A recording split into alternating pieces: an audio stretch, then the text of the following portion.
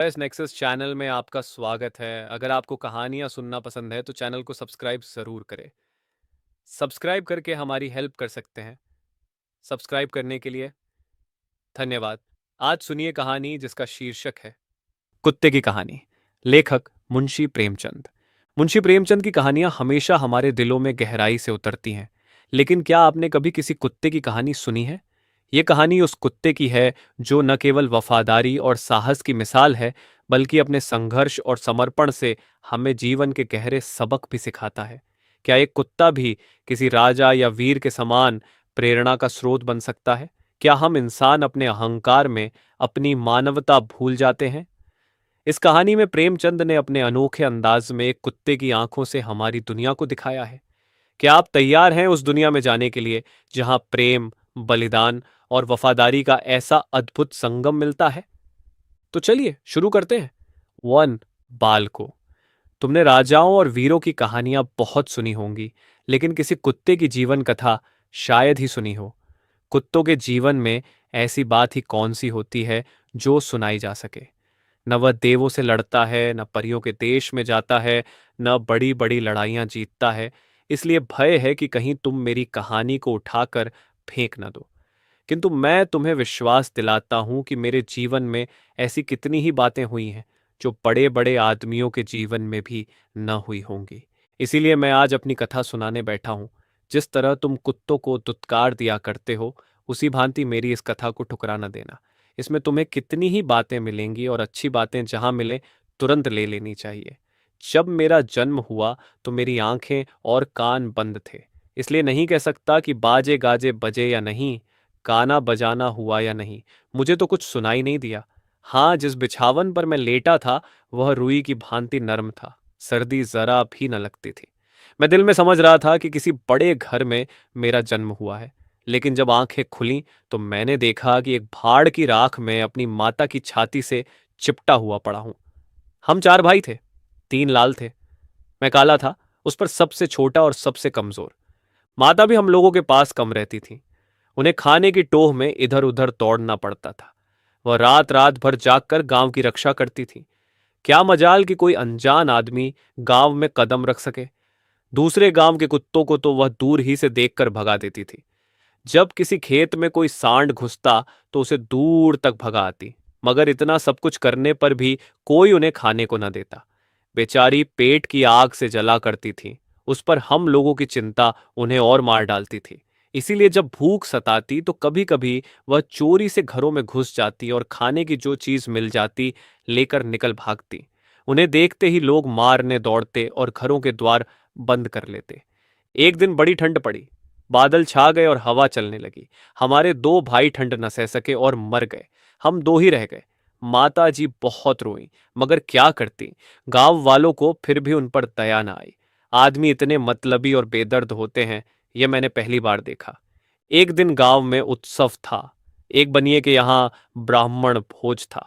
सैकड़ों आदमी जमा थे। पूरियां बन रही थीं। माताजी बार बार उधर जाती पर दुत्कार पाकर भाग आती थीं। किसी को इतनी दया न आती थी कि एक टुकड़ा उनकी ओर फेंक दे। एक टुकड़ा दे देने से कुछ कमी न पड़ जाती, पर यह कौन समझाए। जब सब चीजें तैयार हो गईं तो आंगन में पत्तल डाल दिए गए। लोग अपने अपने आसन पर जा बैठे और भोजन परसा जाने लगा। उसी समय माताजी वहां पहुंची। माताजी भागी नहीं, पूंछ हिलाने लगी और वहीं बैठ गई।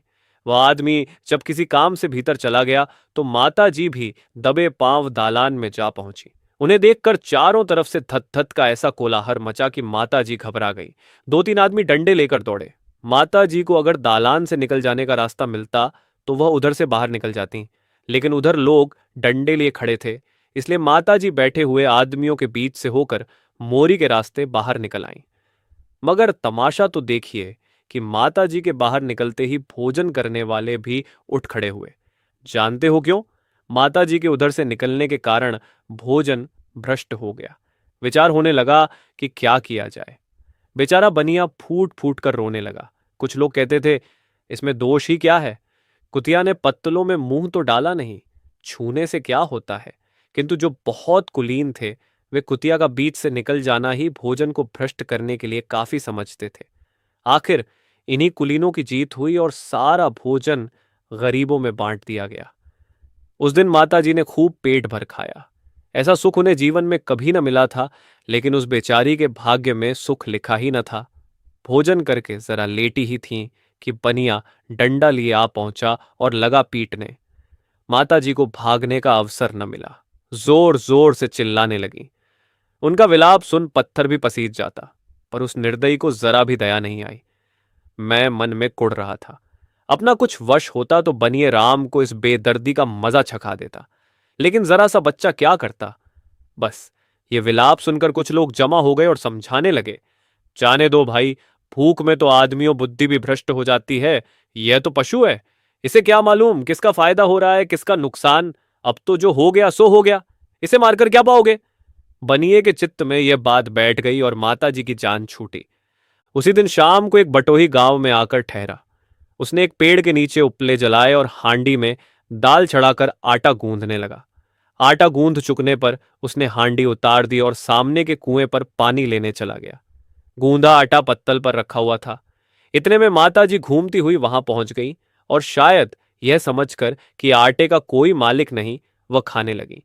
मुसाफिर ने कुएं पर से ही धत-धत करना शुरू किया, लेकिन माता जी ने फिर भी न देखा।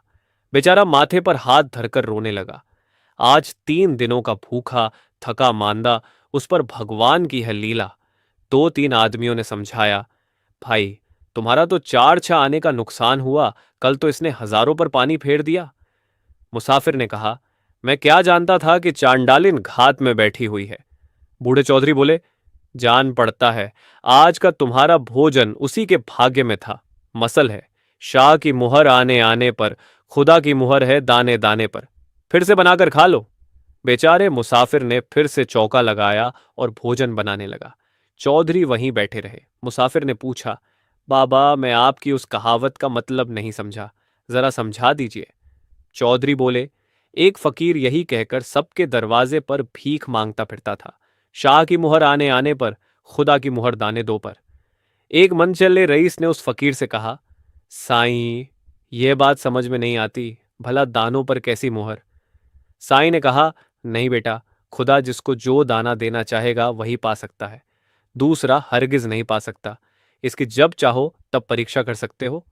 रईस ने कहा, लीजिए मैं अभी परीक्षा लेता हूं, अगर यह बात सच निकली तो मैं आपका गुलाम हो जाऊंगा। रईस ने ज्वार का एक दाना हाथ में लिया और कहा, देखिए मैं इसे अपने मुंह में डालता हूं, अगर खुदा की इस पर मुहर है किसी और को दे दे। यह कहकर उसने दाने को अपने मुंह में फेंका, पर दाना मुंह में न जाकर जमीन पर गिर पड़ा और एक चिड़िया उठाकर ले गई। रईस भौंचक्का सा रह गया। बस आप भी याद रखिए कि न तो कोई किसी को खिलाता है और न किसी का खाता है, सबको खिलाने वाला ईश्वर है। 2 जब हम दोनों भाई जरा बड़े हुए तो लड़कों ने हमें खिलाना शुरू किया। मैं बहुत खूबसूरत था। मुझे एक पंडित जी का एक लड़का पकड़ लाया। मेरे भाई को एक चफाली का लड़का पकड़ ले गया। मैं पंडित जी के घर पलने लगा। मेरा भाई डफाली के घर। उसे जकिया कहते थे और मुझे कल्लू। झाड़े का मौसम था। जब सब लड़के धूप में जमा हो जाते तो हमें गोद में ले लेते और चूमते। कोई कहता हमारा बच्चा है, कोई कहता हमारा मुन्ना है। कोई लड़का एक कान पकड़कर उठाता और कहता, देखो भाई, चोर है या साह। जब तक कान दर्द न करते मैं न बोलता। बस सब कहने लगे, फेंको फेंको चोर है। मगर जब कान दुखने से चिल्ला उठता तो सब साह साह कहकर हंस पड़ते। प्रायः ये खेल सैकड़ों बार होता। कोई हमारे अगले पैरों को उठाकर कहता, मुरा मुन्ना 2 पैर से चलता है। यों चलाए जाने से हमारे पैर दर्द करने लगते थे, पर करते क्या। कभी कभी छोटे बड़े लड़के छोटे बच्चों को मेरी पीठ पर बिठाकर कहते, मेरा लल्लू हाथी पर बैठा है। भला मैं उन लड़कों का बोझ क्या उठाता। जब चिल्लाने लगता तो जान बचती। कोई कोई लड़के तो मेरे गले में रस्सी बांध कर दौड़ाते। भला मैं उनके बराबर कैसे दौड़ता, लेकिन वे अपनी धुन में मुझे घसीटते हुए ले जाते थे। इससे सारा बदन दुखने लगता था, मगर मुझ गरीब का वहां कौन मददगार बैठा था। कभी कभी लड़के मुझे पास वाले गड्ढे में डाल देते और मेरी तैराकी का तमाशा देखते। जब मैं बाहर निकलने के लिए छटपटाने लगता तो लड़के हंस हंस कर कहते, देखो कल्लू कैसा तैरता है। उस समय मैं डूबने डूबने को हो जाता था। पांव जोर जोर से चलाता हुआ किसी तरह किनारे आ जाता और मारे ठंड के कांपने लगता। जब धूप लगने से देह में कुछ गर्मी आती तो कोई शैतान लड़का बोल उठता, अब की मेरी बारी है। सुनते ही मेरी जान से निकल जाती, मगर भाग कर जाता कहाँ, कोई फिर पानी में डाल देता। क्या बतलाऊं कि उस समय कितना गुस्सा आता। बार बार यही जी में आ जाता था कि कोई इन दुष्टों को भी इसी तरह डुबकियां देता तो इनकी आंखें खुलती। हम दोनों में से सूखी तो एक भी न था, पर जकिया की दशा मेरी दशा से अच्छी थी। पंडित जी के यहाँ मुझे रूखा सूखा भोजन मिलता था, और वह भी बहुत कम, इसलिए मुझे दूसरे द्वारों का चक्कर लगाना पड़ता था। टफाली मांस का प्रेमी था, रोजाना उसके घर मांस पका करता था, इसलिए जकिया को काफी भोजन मिल जाता था। उसे किसी दूसरे दरवाजे पर जाने की जरूरत नहीं पड़ती थी। कुछ तो बेफिक्री और कुछ पूरी खुराक मिलने की वजह से वह दिन दिन ताकतवर और तंदुरुस्त बनने लगा। मैं कभी कभी भूख से तंग आकर डफाली के दरवाजे पर पहुंच जाता कि शायद वहां कुछ मिल जाए। सोचता आखिर जकिया भी अपना ही खून है, उससे आरजू मिन्नत करूंगा तो जरूर कुछ न कुछ दे देगा, फिर उसका कोई नुकसान भी तो नहीं है। मैं उसके खाने में हिस्सा लेने नहीं चाहता था, केवल उसकी जूठन चाहता था। पर वह मेरी परछाई देखते ही कुर्राकर मुझ पर ऐसा झपटता जैसे मैं उसका दुश्मन हूं। वह था मुझसे ताकतवर, इसलिए मैं उसका सामना न कर सकता था। वह दांतों से मुझे खूब काटता और नीचे गिराकर पेजों से खसोटता। जब मैं जोर से चिल्लाने लगता और पूंछ सिकोड़ लेता, तब कहीं जान बचती थी। उठकर ज्यों ही भागना चाहता कि डफाली कह उठता, पंडित का भक्कू कुत्ता, वह भागा, वह भागा। इस पर मुझे बहुत ग्लानि होती थी। मैं फिर जाकर जकिया से उलझ पड़ता और इतनी मुस्तैदी देखकर देखने वाले कहते, वाह कल्लू, वाह शाबाश। इससे तबीयत और भड़क जाती थी और भी जोर लगाता, लेकिन आज मुझे भागना ही पड़ता था। तब सब तालियां बजाकर मुझ पर हंसने लगते। जोश ठंडा होने पर देखता तो लहूलुहान हो गया हूं। महीनों में जाकर कहीं घाव अच्छे होते थे। घाव अच्छा होने पर यही भी चाहता कि चलकर जकिया को पछाड़ूं और पंडित जी की बदनामी मिटाऊं, मगर अपनी हालत देखकर रह जाता। एक दिन मैं जान पर खेलकर जकिया से उलझ पड़ा। वह भी पूरे जोश के साथ मुझसे लड़ने लगा। संयोग से पंडित जी भी वहां पहुंच गए। उनके पहुंचते ही और लोगों ने कहा, कल्लू भग्गू कुत्ता है, कभी भी जकिया का सामना नहीं कर सकता। इस पर मैंने देखा कि पंडित जी का चेहरा फीका पड़ गया है। तब तो मैंने निश्चय कर लिया कि आज चाहे जान रहे या जाए, मगर जकिया को जरूर पछाड़ूंगा। कुछ ऐसे जीवट से लड़ा और ऐसे दांव पेंच खेला कि बच्चे जकिया को छठी का दूध याद आ गया। देखने वाले कहने लगे कि भाई, आज तो कल्लू ने कमाल कर दिया। ठीक है, मालिक को देखकर उसकी छाती बढ़ती है। जकिया डफाली को देख देख कर ही इसे रोज पछाड़ता था। आज पंडित जी को देखकर कल्लू ने नीचा दिखाया। मैंने देखा, पंडित जी का चेहरा उस समय खिल उठा था। मोनो मैंने उनकी लज्जा रख ली। अब उन्होंने मेरी खुराक कुछ बढ़ा दी। उधर जकिया पर डफाली और भी तवज्जह करने लगा। एक दिन की बात है कि माता जी डफाली के दरवाजे पर पहुंच गईं।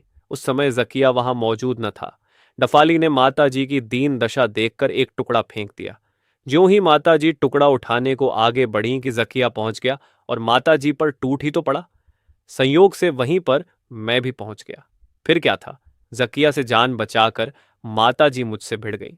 मैं तो उन पर वार करना नहीं चाहता था, लेकिन वह पूरी ताकत से मुझ पर वार करने लगी। उस समय मुझे बड़ी हंसी आती थी।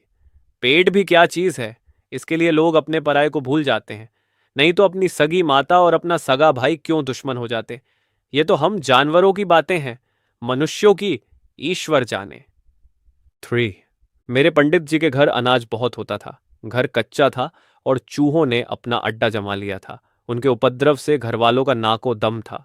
वे लोग चाहते थे कि चूहेदानी लगाकर इनका सर्वनाश कर दिया जाए, मगर पंडित जी ये कहकर टाल देते थे कि चूहे गणेश जी के वाहन हैं, इन्हें तकलीफ नहीं देनी चाहिए, इनके खाने से कितना अनाज कम हो जाएगा।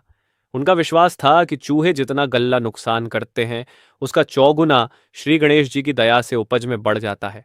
इसलिए जब वह किसी को चूहेदानी लगाते देखते तो उससे पचासों बातें कहते। पंडित जी की धाक लोगों पर खूब बैठ गई।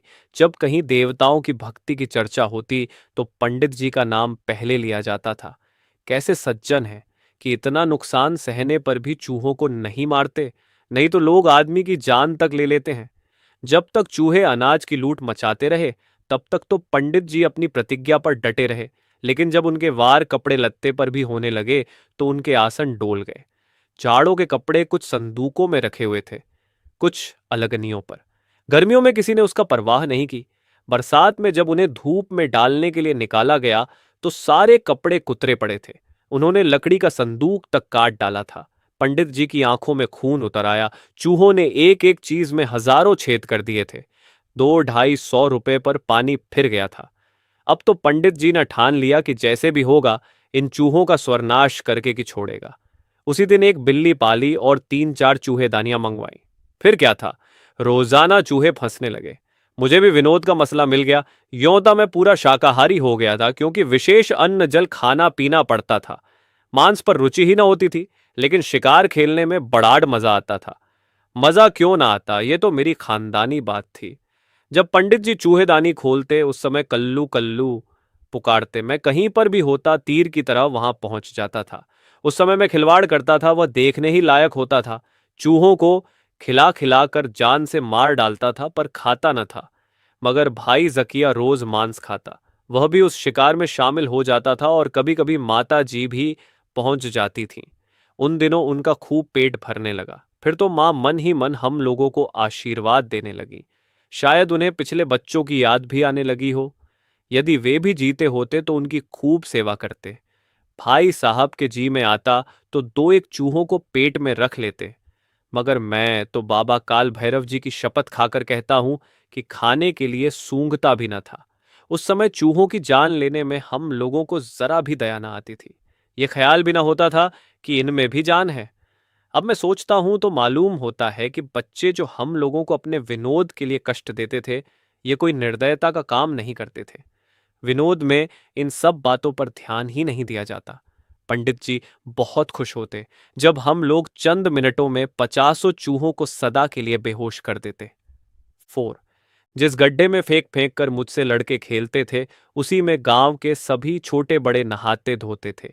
गड्ढा था भी बहुत गहरा, इसीलिए 12 महीना पानी भरा रहता था। कच्चा होने पर भी उसका पानी स्वच्छ था।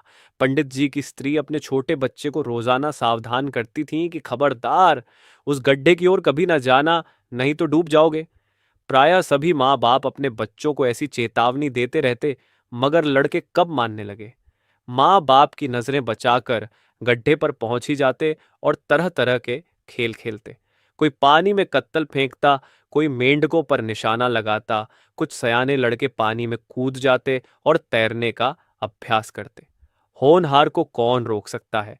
गांव के कुछ लड़के गड्ढे में तैर रहे थे। पंडित जी का छोटा लड़का भी पहुंच गया। पहले तो वह किनारे पर ही खेलता रहा, मगर उसके जी में क्या आया कि जरा मैं भी तैरूं। आगे बढ़ा ही था कि पांव फिसल गए और डूबने लगा। सब लड़के घबराकर चिल्लाने लगे, लड़का डूबा, लड़का डूबा। मगर किसी की निकालने की हिम्मत न पड़ती थी।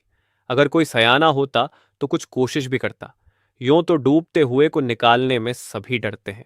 डूबने वाला बचाने वाले को इस तरह पकड़ लेता है कि दोनों डूबने लगते हैं। इस काम के लिए बहुत होशियार आदमी की जरूरत होती है।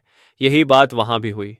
पंडित जी का बड़ा लड़का संयोग से नहाने आ रहा था। भाई को डूबते देखा तो तुरंत कूद पड़ा, पर छोटे लड़के ने बड़े लड़के को इस प्रकार पकड़ लिया कि दोनों डूबने लगे। फिर तो लड़कों ने और भी शोर मचाया। बात की बात में गांव भर में शोर मच गया। रामू और श्यामू दोनों डूब रहे हैं, चलो निकालो, नहीं तो एक भी ना बचेगा। चंद मिनटों में गड्ढे पर मर्दों और औरतों की भीड़ लग गई, पर कूदने में सब पसोपेश कर रहे थे। इतने में मैं भी वहां पहुंच गया। सारी बातें झट समझ में आ गईं। तुरंत पानी में तीर की तरह घुसा। उस समय प्रायः दोनों लड़के चूक चुके थे। सिर्फ जरा जरा बाल दिखाई पड़ रहे थे। मैंने दांतों से उनके बाल पकड़ लिए और पलक मारते किनारे पर खींच लाया। लोग मेरा यह साहस देखकर दंग रह गए। पंडित जी उस समय किसी काम से बाहर गए थे। संयोग से वह भी उसी समय आ गए थे और आदमियों की भीड़ देखकर बाहर ही बाहर वहां पहुंच गए। क्षण भर में उन्हें सब बातें झात हो गई। फिर तो उन्होंने मुझे उठाकर छाती से लगा लिया। पंडित जी के आने से पहले ही लोगों ने लड़कों के पेट से पानी बाहर कर दिया था। वे स्वस्थ हो गए थे। अब तो गांव भर में मेरी खूब तारीफ होने लगी। ये कुत्ता पूर्व जन्म का कोई देवता है, किसी बात से चूका और कुत्ते का जन्म पा गया। कोई कहता नहीं, पर इस पर भैरवनाथ का अवतार है। देवताओं की इच्छा ही तो है जिस पर रीझ जाए। उस दिन से पंडित जी मुझे अपनी जान से अधिक प्यार करने लगे। अब मुझे पेट के लिए किसी दूसरे के दरवाजे पर नहीं जाना पड़ता था।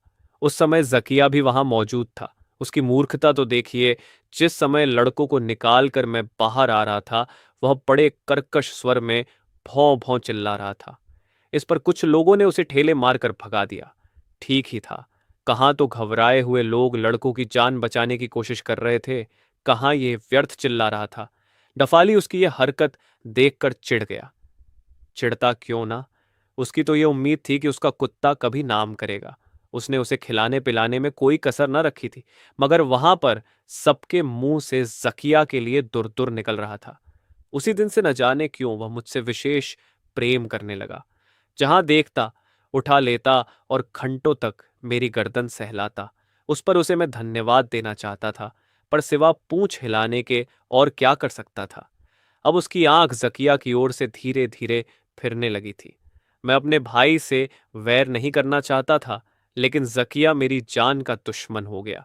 जहां देखता मुझसे भिड़ जाता। मजबूत था ही, मुझे हार माननी पड़ती। 5। अब पंडित जी जो कुछ लाते, उसमें अपने लड़कों की तरह मेरा भी हिस्सा लगाते। मैं भी हर वक्त पंडित जी के साथ ही साथ रहता था। वह किसी काम से बाहर जाते तो मुझे बहुत दुख होता। जब वह लौट कर आ जाते तो पूंछ हिला हिलाकर नाचने लगता। इससे शायद वह भी खिल उठते, क्योंकि उनके चेहरे पर प्रसन्नता की एक गहरी झलक दिखाई पड़ती थी। एक दिन पंडित जी के मटर के खेत में एक गडरिये की भेड़ें पड़ गईं। पंडित जी ने देखा तो उसे डांट दिया। कुछ दिनों बाद गडरिये ने फिर वही शरारत की। अब के पंडित जी ने डांट फटकार के बाद 2-3 थप्पड़ भी जमा दिए। मैंने समझा कि गडरिया अब ऐसी भूल ना करेगा, मगर 2-3 दिन के बाद उसने फिर अपनी भेड़ें पंडित जी के खेत में डाल दी। उस दिन पंडित जी को बहुत गुस्सा आया। उन्होंने उसे जमीन पर पटक कर लातों और घूंसों से खूब मारा। मैंने भी गुस्से में आकर उसे खूब काटा, नोचा। उस दिन तो गडरिया चला गया। दूसरे दिन से वह मेरी खोज में रहने लगा। मुझे पंडित जी के साथ देखता तो होंठ चबाकर रह जाता। मैं भी ताड़ गया था कि यह मुझे अकेला पाते ही अवश्य वार करेगा, इसलिए मैं पंडित जी का साथ कभी भूल कर भी न छोड़ता था। अब गडरिये की भेड़ें पंडित जी के खेत में कभी न पड़ती थीं। गडरिया अब बदला लेने पर तुला हुआ था। एक दिन की बात सुनो। पंडित जी की ईख की खेती बहुत अच्छी थी। गांव वाले अक्सर कहा करते थे कि इस साल पंडित जी सबसे बाजी मार ले जाएंगे। गडरिये ने सोचा, इस खेत में आग लगा दो, सारी कसर निकल जाएगी। आधी रात के समय खेत पर पहुंच ही तो गया। बच्चू यह नहीं जानता था कि यहां पर भी मेरा ही पहरा रहता था। ज्यों ही आग की चिंगारी ईख में फेंक कर उसने भागने का विचार किया कि मैंने झपट कर उसके पांव पकड़ ली। वह अचकचा कर गिर पड़ा। क्यों न गिर पड़ता, चोरों का कलेजा ही कितना। बच्चू ने भागने की बहुत कोशिश की, मगर एक ना चली। खैरियत यह थी कि खेत गांव से थोड़ी ही दूरी पर था। एकाएक ज्वाला उठी तो गांव वाले चटपट पहुंच गए। मुझे गडरिये का पैर पकड़े देखकर लोग समझ गए कि यह इसी की बदमाशी है। जो आता गडरिये की पूजा पिटाई करके ही आग बुझाने जाता। उस बदमाश की ऐसी मरम्मत हुई कि मरने को हो गया। इतने पर भी लोगों को संतोष न हुआ। सलाह हुई कि इसे थाने ले चलो, मगर पंडित जी ने उसे यूं ही छोड़ दिया। लोगों से कहा, जब तक ईश्वर न बिगाड़ेगा आदमी कुछ नहीं कर सकता। मसल हैजा को राखे साइयां मार सके हैं कोय। गांव वालों को पंडित जी के इस व्यवहार पर बड़ा आश्चर्य हुआ, क्योंकि ऐसी दशा में उसे पूरा दंड दिलाए बिना कोई भी न छोड़ता। मैं तो कहता हूं कि यदि सब ईख जल गई होती और गडरिया पकड़ लिया जाता तो पंडित जी जीता न छोड़ते, मगर यहां तो दयालुता का सिक्का जमाना था। क्यों न क्षमा कर जाते।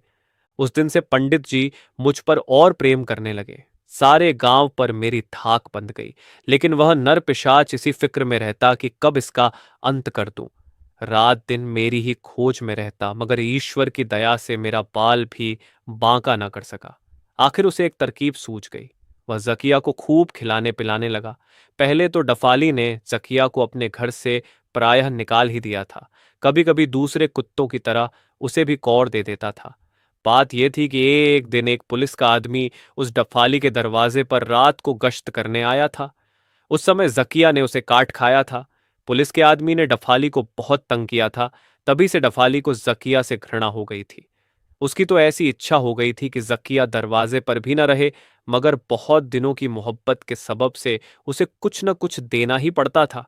ज़किया ताकतवर तो बहुत था, मगर उसे भले बुरे का ज्ञान न था। जब भी चाहता बेसुरा राग छेड़ देता। गुण उसमें यही था कि वह मजबूत बहुत था। क्या मजाल कि कोई दूसरे गांव का कुत्ता आ जाए। गीदड़ों की तो उसे देखते ही नानी मर जाती थी। हिरण और नील गायें जो पहले खेत तहस नहस कर देते थे, अब गांव में आने का नाम न लेते। एक बंदर ने गांव में बड़ा उत्पात मचा रखा था। बच्चों के हाथ से रोटी छीन लेता, औरतों को रास्ते में रोक लेता और जो कुछ उनके पास होता वह लिए बिना पिंड न छोड़ता। लोगों को राह चलना मुश्किल हो गया था। गांव भर की खपरेल उलटती थी। जकिया ने उसे ऐसा झंझोड़ा कि बच्चू ने फिर सूरत ही न दिखाई। हाँ, तो गड़रिये ने जकिया को इसी इरादे से खिलाना पिलाना शुरू किया कि वह मुझसे बदला ले, मगर जकिया भी छंटा हुआ था। जो हमेशा मछली और मांस का आदी था, वह भला रूखे सूखे सत्तू पर कैसे टिक सकता। गडरिये की आंख बचाकर भेड़ों पर हाथ साफ करता। इस पर एक दिन गडरिये ने उसे बांधकर खूब पीटा। तब से जकिया उसके यहाँ से भाग गया। अब वह किसी का नहीं था। कहलाता तो था डफाली वाला कुत्ता, मगर डफाली से उसका कुछ भी संबंध न था। अब गडरिये ने निश्चय किया कि जैसे भी होगा मुझे जान से मार डालेगा, चाहे उसकी जान रहे या जाए। एक दिन वो कमबख्त ने जान पर खेलकर वार कर ही तो दिया। बात यह थी कि पंडित जी मंदिर में पूजा कर रहे थे और मैं नीचे बैठा झपकी ले रहा था। पंडित जी आंख मूंद कर श्री शिवजी का ध्यान कर रहे थे। गडरिये ने पूरी ताकत के साथ एक लाठी जमा ही दी। लाठी ऐसी घात से लगी कि मेरे मुंह से एक चीख निकल गई। फिर मुझे कोई खबर न थी कि मैं कहाँ हूं। जब होश आया तो अपने को जानवरों से अस्पताल में पाया। कुछ दिनों में अच्छा होकर अस्पताल से चला आया, मगर मेरी कमर बहुत कमजोर हो गई थी। तब तब पूर्वी हवा चलती, जान ही निकल जाती थी। पीछे पंडित जी से पता लगा कि वह मेरी उस चीख को सुनकर पूजा छोड़ बाहर निकल आए और देखा कि गडरिया दूसरा वार करना चाहता है। छट दौड़कर उसे पकड़ लिया और उसकी लाठे से उसे खूब पीटा। तब उसका चालान करा के 6 महीने के लिए सजा करवा दी। फिर तो जेल में उसकी जो दुर्गति या सुगति हुई होगी, उसका अनुभव तो वही करेगा जो कभी जेल गया होगा। ये सब बातें पंडित जी अपने मित्रों से कहते थे तो मैं सुनता था। उस समय से पंडित जी पर मुझे बहुत ही गर्व रहने लगा। मेरा विश्वास था कि पंडित जी के रहते मुझे किसी प्रकार का कष्ट न होगा। कभी मैं पछताता कि आदमी क्यों न हुआ। मेरी माताजी की दशा दिन दिन खराब होती जाती थी। भूख, चिंता, मार, इन सब कारणों ने मिलकर उन्हें पागल बना दिया। एक खंडहर में अकेली पड़ी रहती। मैं एक बार उन्हें देखने गया था। मुझ पर इतनी तेजी से झपटी कि मैं भाग न जाऊं तो मुझे जरूर काट खाएं। उधर से लोगों ने आना बंद कर दिया। संयोग की बात, गडरिया उसी दिन सजा भुगत कर निकला था। एकाएक उसी दिन रास्ते में माताजी मिल गईं और उसके बहुत बचाने पर भी काट खाया। माताजी के दांतों में इतना विष था कि 2-3 दिनों में गडरिया मर गया। किसी की मृत्यु पर खुश होना, चाहे वह अपना कट्टर शत्रु ही क्यों न हो, बुरी बात है। मगर मैं उछलने लगा। गडरिया के मरने से मुझे बहुत खुशी हुई। अब मेरा कोई वैरी न था, मगर इस खुशी ने मुझे जितना हंसाया, उतना ही उस खबर ने रुलाया भी कि उसके 2-3 दिन बाद पुलिस ने माताजी को गोली मार दी। मैं कई दिन तक दुखी रहा। भला संसार में ऐसा कौन होगा जिसे माता के मरने का मार्मिक शोक न हो। अब जकिया के सिवा कोई मेरा सगा न रह गया था। उस समय कभी कभी मैं सोचता, देखें हम दोनों का अंत कैसा होता है। यद्यपि उस समय मैं खाने पीने से सुखी था और जकिया दुखी, मगर संतोष इतना ही था कि कहने को भाई तो है। कभी उसके भी दिन फिरेंगे। पहले उसने सुख भोगे, मैंने दुख झेले। अब मैं सुख भोग रहा हूं और वह दुख। किसी के दिन बराबर नहीं जाते। जब कभी जकिया पंडित जी के दरवाजे पर आता तो मैं कभी चिढ़ता न था। वह तो डरता था कि कहीं यह बदला न ले, मगर मैं वहां से टल जाता कि वह निश्चिंत होकर खा ले। कभी कभी मुझे अधिक भोजन मिल जाता तो मैं मुंह में रखकर जकिया के पास पहुंचा देता। वह दिखावे में तो प्रसन्न रहता, मगर दिल में मुझसे बराबर जला करता। 6। अंधेरी रात थी। पंडित जी के घर के सभी लोग कहीं रिश्तेदारी में गए थे। घर पर मैं और पंडित जी ही थे। पंडित जी तो खर्राटे की नींद ले रहे थे, मगर मुझे नींद कहाँ। बार बार घर का चक्कर लगाता रहता। चोरों ने समझा आज सन्नाटा है। उन्होंने घर के नौकर से सारा भेद ले लिया था। मैं आहट पाकर पिछवाड़े गया तो देखा कि एक दरवाजा खुला हुआ है और कुछ आदमी वहां खड़े होकर चौकन्नी आंखों से इधर उधर देखते हुए धीरे धीरे बातें कर रहे हैं। मैं उनकी बात न सुन सकता था क्योंकि वहां से दूर था। थोड़ी देर में देखा कोई भीतर से थाली लोटा संदूक वगैरह निकाल निकाल कर बाहर के आदमियों को दे रहा है। अब तो सब बातें मेरी समझ में आ गई। मैं बड़े जोरों से भौंकने लगा। इस पर चोरों ने मुझ पर ढेले फेंकने शुरू किए, मगर मुझे उन ढेलों की चिंता न थी। स्वामी का घर लुटा जा रहा है, भला यह कैसे देखा जाता। दौड़ता हुआ बरामदे में पंडित जी के पास गया और उनकी चादर दांतों से खींचने लगा। इस पर उन्होंने मुझे 2-3 लातें जमा ही तो दी, पर मैं बाज न आया। फिर चादर खींची और जोर जोर से भौंकने लगा। तब पंडित जी की नींद खुल गई। अब उनको किस तरह समझाऊं कि तुम्हारा घर लूटा जा रहा है।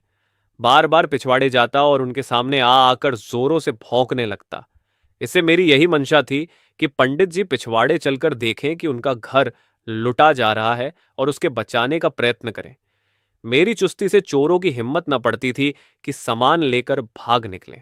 मैं रास्ता रोके हुए था। दूसरे सवेरा होने में थोड़ी ही कसर थी, इसलिए सब माल असबाब उसी पसवाले गड़े में डुबोते जाते थे। उनकी मंशा शायद यही थी कि दूसरी रात में सब माल असबाब उठा ले जाएंगे।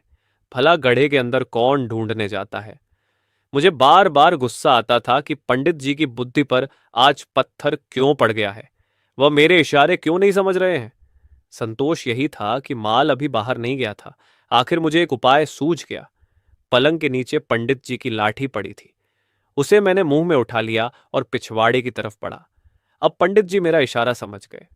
तुरंत लाठी लेकर पिछवाड़े पहुंचे तो देखते हैं कि चोर सारा माला सबाब उठाए ले जा रहे हैं। बुरी तरह घबरा उठे। उनके मुंह से केवल इतना निकला, चोर चोर। चोर का नाम सुनते ही पकड़ो पकड़ो, आ पहुंचे की आवाजें चारों ओर से आने लगीं। दम भर में गांव के सब लौट लाठियां ले लेकर इकट्ठे हो गए, मगर चोरों का पता नहीं था। अब यह फिक्र हुई कि चोर क्या क्या ले गए। पंडित जी के तो होश हवास ही ठिकाने न थे। होश आने पर पंडित जी ने घर के अंदर जाकर देखा तो सब कुछ गायब था। सिर पर बिजली सी गिर पड़ी। लोगों ने उन्हें संभाला और समझाने लगे, भैया इतना छोटा जी मत करो, रुपया पैसा हाथ का मैला है, इसके जाने की क्या चिंता। लेकिन पंडित जी बराबर हाय हाय करते जाते थे। मेरी ओर कोई ताकता भी न था। मैं दौड़ दौड़ कर गड़े के पास जाता और जोरों से भौंकता। फिर आता और पंडित जी के पैरों पर मुंह रखकर पूंछ हिलाता, पर पंडित जी पैर खींच लेते थे। पैर खींच लेना तो कोई बात न थी। वह गुस्से में आकर लातें भी जमा देते थे, मगर मैं अपना काम बराबर किए जाता था। कब तक कोई इशारे को न समझेगा। सभी तरह के लोग थे। कुछ लोग पंडित जी को तसल्ली दे रहे थे तो कुछ लोगों को हंसी उड़ाने की सूझ रही थी। कह रहे थे, इसी से कहा गया है कि अपनी कमाई में कुछ न कुछ दान अवश्य करना चाहिए। जो लोग सब कुछ अपने आप हजम करना चाहते हैं उनका यही हाल होता है। पटवारी ने सलाह दी, पंडित जी पुलिस को इतल्ला कर दीजिए, शायद कुछ पता लग जाए। चौधरी बोले, अजी पुलिस का ढकोसला बहुत बुरा होता है, वे भी आकर कुछ न कुछ चूसते ही हैं। मैंने तो इतनी उम्र में सैकड़ों बार इतलनाएं की, मगर चोरी गई हुई चीज कभी न मिली। पंडित जी ने दिल कड़ाकर उत्तर दिया, हाँ चौधरी तुम ठीक कहते हो, तकदीर से उठी हुई चीज फिर कहाँ मिलती है। उधर तो ये बातें हो रही थीं, इधर मेरा काम जारी था। कुछ लोग मेरी हरकत देखकर कहने लगे, देखो पंडित जी के साथ साथ कुत्ता भी घबरा गया है। पंडित जी समझदार होने के कारण शांत हैं, मगर यह बेसमझ कुत्ता बौखला उठा है।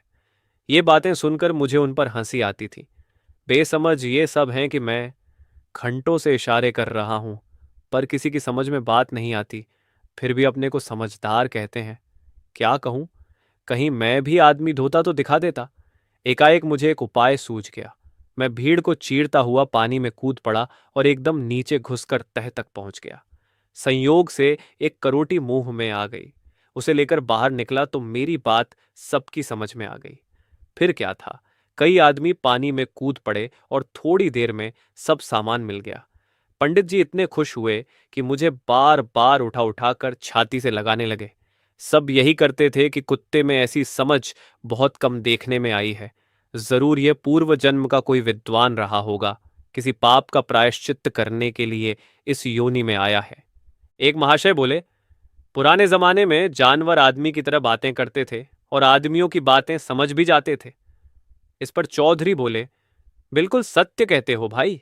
रामायण में लिखा है, एक कुत्ते ने श्री रामचंद्र जी से अपनी कहानी कही थी। एक दिन श्री रामचंद्र जी का दरबार लगा हुआ था। छोटे बड़े अमीर गरीब सब जी खोलकर अपना अपना हाल सुना रहे थे। इतने में एक कुत्ता भी आ पहुंचा और हाथ जोड़कर सामने खड़ा हो गया। श्री रामचंद्र जी ने पूछा, तू क्या कहना चाहता है? कुत्ते ने कहा, भगवन, आज मेरे जीवन का अंतिम दिन है, इसलिए उचित समझता हूं कि आपके सम्मुख आपकी प्रजा को अपने अनुभव की कुछ बातें समझा दूं, जिससे वे अपने अपने जीवन में बहुत सी बुराइयों से बच जाएं। कुत्ते की यह ज्ञान से भरी बातें सुनकर सब लोग चकित हो गए। दरबार में सन्नाटा छा गया। श्री रामचंद्र जी बोले, तुम्हारा यह विचार सराहने योग्य है। अगर सभी लोग इस तरह के ज्ञानोपदेश किया करें तो मनुष्य का उससे बड़ा उपकार हो सकता है। पहले तुम बताओ कि तुमने यह कैसे जाना कि तुम आज ही मर जाओगे? कुत्ते ने उत्तर दिया, महाराज, ये तो मैं नहीं बतलाना चाहता था, लेकिन जब आपने पूछा है तो मुझे बतलाना ही पड़ेगा। मेरा विश्वास है जो जैसा करता है वैसा ही फल भोगता है। आप कृपा कर गुण नामक ब्राह्मण के लड़के को बुलाकर पूछिए कि उसने आज मुंह निरपराध को क्यों लाठी से मारा। अब कुछ हुक्म हो तो मैं बैठ जाऊं और बैठकर बातें करूं, क्योंकि मेरी कमर टूट गई है और अब मैं खड़ा नहीं रह सकता। चोट ऐसी गहरी पड़ी है कि जान पड़ता है आज ही मेरा अंत हो जाएगा। थोड़ी ही देर में सिपाहियों ने अपराधी लो लाकर खड़ा कर दिया। जब उससे पूछा गया कि तुमने कुत्ते को क्यों मारा, तो उसने हाथ जोड़कर कहा, दीनबंधु, मैं अपनी राह चला जा रहा था। बीच रास्ते में यह कुत्ते बैठा था। मैंने इसे हटने के लिए कई बार कहा, मगर यह हटा नहीं। इस पर मुझे गुस्सा आया और मैंने एक लाठी तानकर जमा दी। श्री रामचंद्र जी ने पूछा, अगर यह कुत्ता रास्ते में बैठा था तो तुम किनारे से क्यों नहीं निकल गए? भगवन, मुझसे यह भूल हुई। श्री रामचंद्र जी, और गुस्सा भी आया तो लाठी इतने जोर से क्यों मारी कि इसकी कमर टूट गई? महाराज, मैं अपना अपराध स्वीकार करता हूं। प्रभु जी, जो दंड उचित समझें दें। श्री रामचंद्र जी ने कुत्ते से पूछा, तू इसे क्या दंड देना चाहता है? कुत्ते ने जवाब दिया, न्याय जो दंड दिलाए वह दिया जाए। श्री रामचंद्र जी, हम उसका फैसला तुम्हारे ऊपर छोड़ते हैं। कुत्ता, तो इसे एक हाथी पर बिठाकर घर भेज दिया जाए और नगर के राज मंदिर का महंत बना दिया जाए। यह सुनकर सब लोग अचंभे में आ गए। यह दंड है या पुरस्कार? श्री रामंच दरजी भी यह रहस्य न समझ सके। पूछा, यह क्या बात है कि जिसने तुम्हारे साथ ऐसा व्यवहार किया उसे तुम ये पुरस्कार दे रहे हो? कुत्ता, भगवान, इसे पुरस्कार न समझिए, यह भयानक दंड है। यह ब्राह्मण बालक अच्छे आचरण का होता तो देवता हो जाता, मगर महंत होने पर यह कुत्ता होगा। श्री रामचंद्र जी, यह क्यों? कुत्ता, यही तो मुझ पर बीत चुकी है। वही कथा कहने के लिए तो मैं आपकी सेवा में आया हूं। इसके पहले मेरा जन्म भी ब्राह्मण कुल में हुआ था। मेरे पिता भी एक मंदिर के महंत थे। जिस दिन कोई धनी मानी आदमी मंदिर में आने वाला होता उस दिन तो ठाकुर जी खूब सजाए जाते, मगर जिस दिन कोई आने वाला न होता उस दिन मंदिर का दरवाजा भी न खुलता। एक दिन ऐसा ही कोई रईस ठाकुर जी के दर्शन को आया था। पिताजी ने तरह तरह की मिठाइयां बनाकर ठाकुर जी को भोग लगाया था। जब वह घर आए तो मैं रो रहा था। माताजी दूध और चावल गर्म कर रही थीं। पिताजी को देखते ही मैं मचल गया कि इन्हीं के हाथों दूध भात खाऊंगा। पिताजी मुझे बहुत प्यार करते थे। मुझे तुरंत गोद में उठा लिया और खिलाने लगे। उस समय वह ठाकुर जी की पूजा करके आए थे, इसलिए उनके नाखूनों में घी लगा हुआ था। गर्म दूध में पिघलकर घी उसमें मिल गया। मुझे क्या मालूम था कि जरा सा घी मिल जाने के कारण मुझे इतना कठोर दंड मिलेगा। मैंने वेद पढ़ा और पढ़ाया, यज्ञ कराए और बड़ी निष्ठा से अपने धर्म का पालन करता रहा। मगर जब यमराज के पास पहुंचा तो उन्होंने कहा कि एक तो यह पाखंडी महंत का लड़का है, दूसरे इसने उसका कमाया हुआ अन्न खाया है, तीसरे ठाकुर जी के छड़ाए हुए घी को झूठा कर दिया, इसलिए इसे कुत्ते की योनि में भेजा जाए। मैं बहुत रोया, मगर किसी ने मेरी न सुनी। मैं वही कुत्ता हूं। अतः आप लोग समझ सकते हैं कि मैंने दंड दिया या पुरस्कार। इतना कहकर कुत्ता बेहोश हो गया और ऐसा गिरा कि फिर न उठा। सवेरा हो रहा था। सब लोगों ने अपने अपने घर की राह ली। कुत्ते की वह कथा सुनकर मुझे अपनी दशा पर बहुत दुख हुआ। एक समय वह था कि पशुओं के साथ भी न्याय किया जाता था।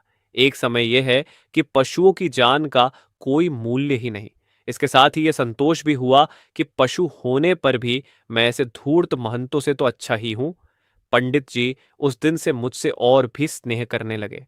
किसी से भेंट होती तो मेरी ही चर्चा करने लगते। यह कुत्ता नहीं, मेरे पूर्व जन्म की संतान है। 7। उन्हीं दिनों गांव में कई जंगली सुअर आ गए। उनके उत्पात से सारे गांव में हाहाकार मच उठा। जिस खेत में वे घुस जाते उसे बर्बाद ही करके छोड़ते। किसमें इतनी हिम्मत थी कि उनका सामना करता। शाम ही से रास्ता बंद हो जाता था। मेरे जी में तो यह उमंग आती थी कि एक बार जान पर खेल कर उन दुष्टों पर झपट पड़ूं, पर मेरी कमर अभी अच्छी न हुई थी। मैं भला उन भयंकर जंतुओं से क्या भिड़ता। लाचार था।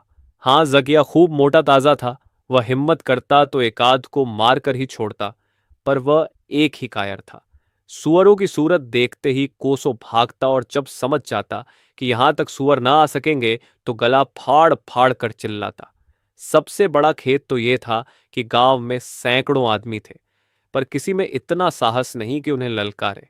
कुत्तों को मारने में तो सभी शेर थे, पर सुअरों के सामने सब के सब बिल्ली बने हुए थे। आखिर एक दिन लोगों ने थाने में जाकर फरियाद की। थाने का सबसे बड़ा अफसर अच्छा शिकारी था। उसे खबर मिली तो एक दिन कई कुत्ते लेकर गांव आ पहुंचा। गांव के सब आदमी तमाशा देखने के लिए जमा हो गए।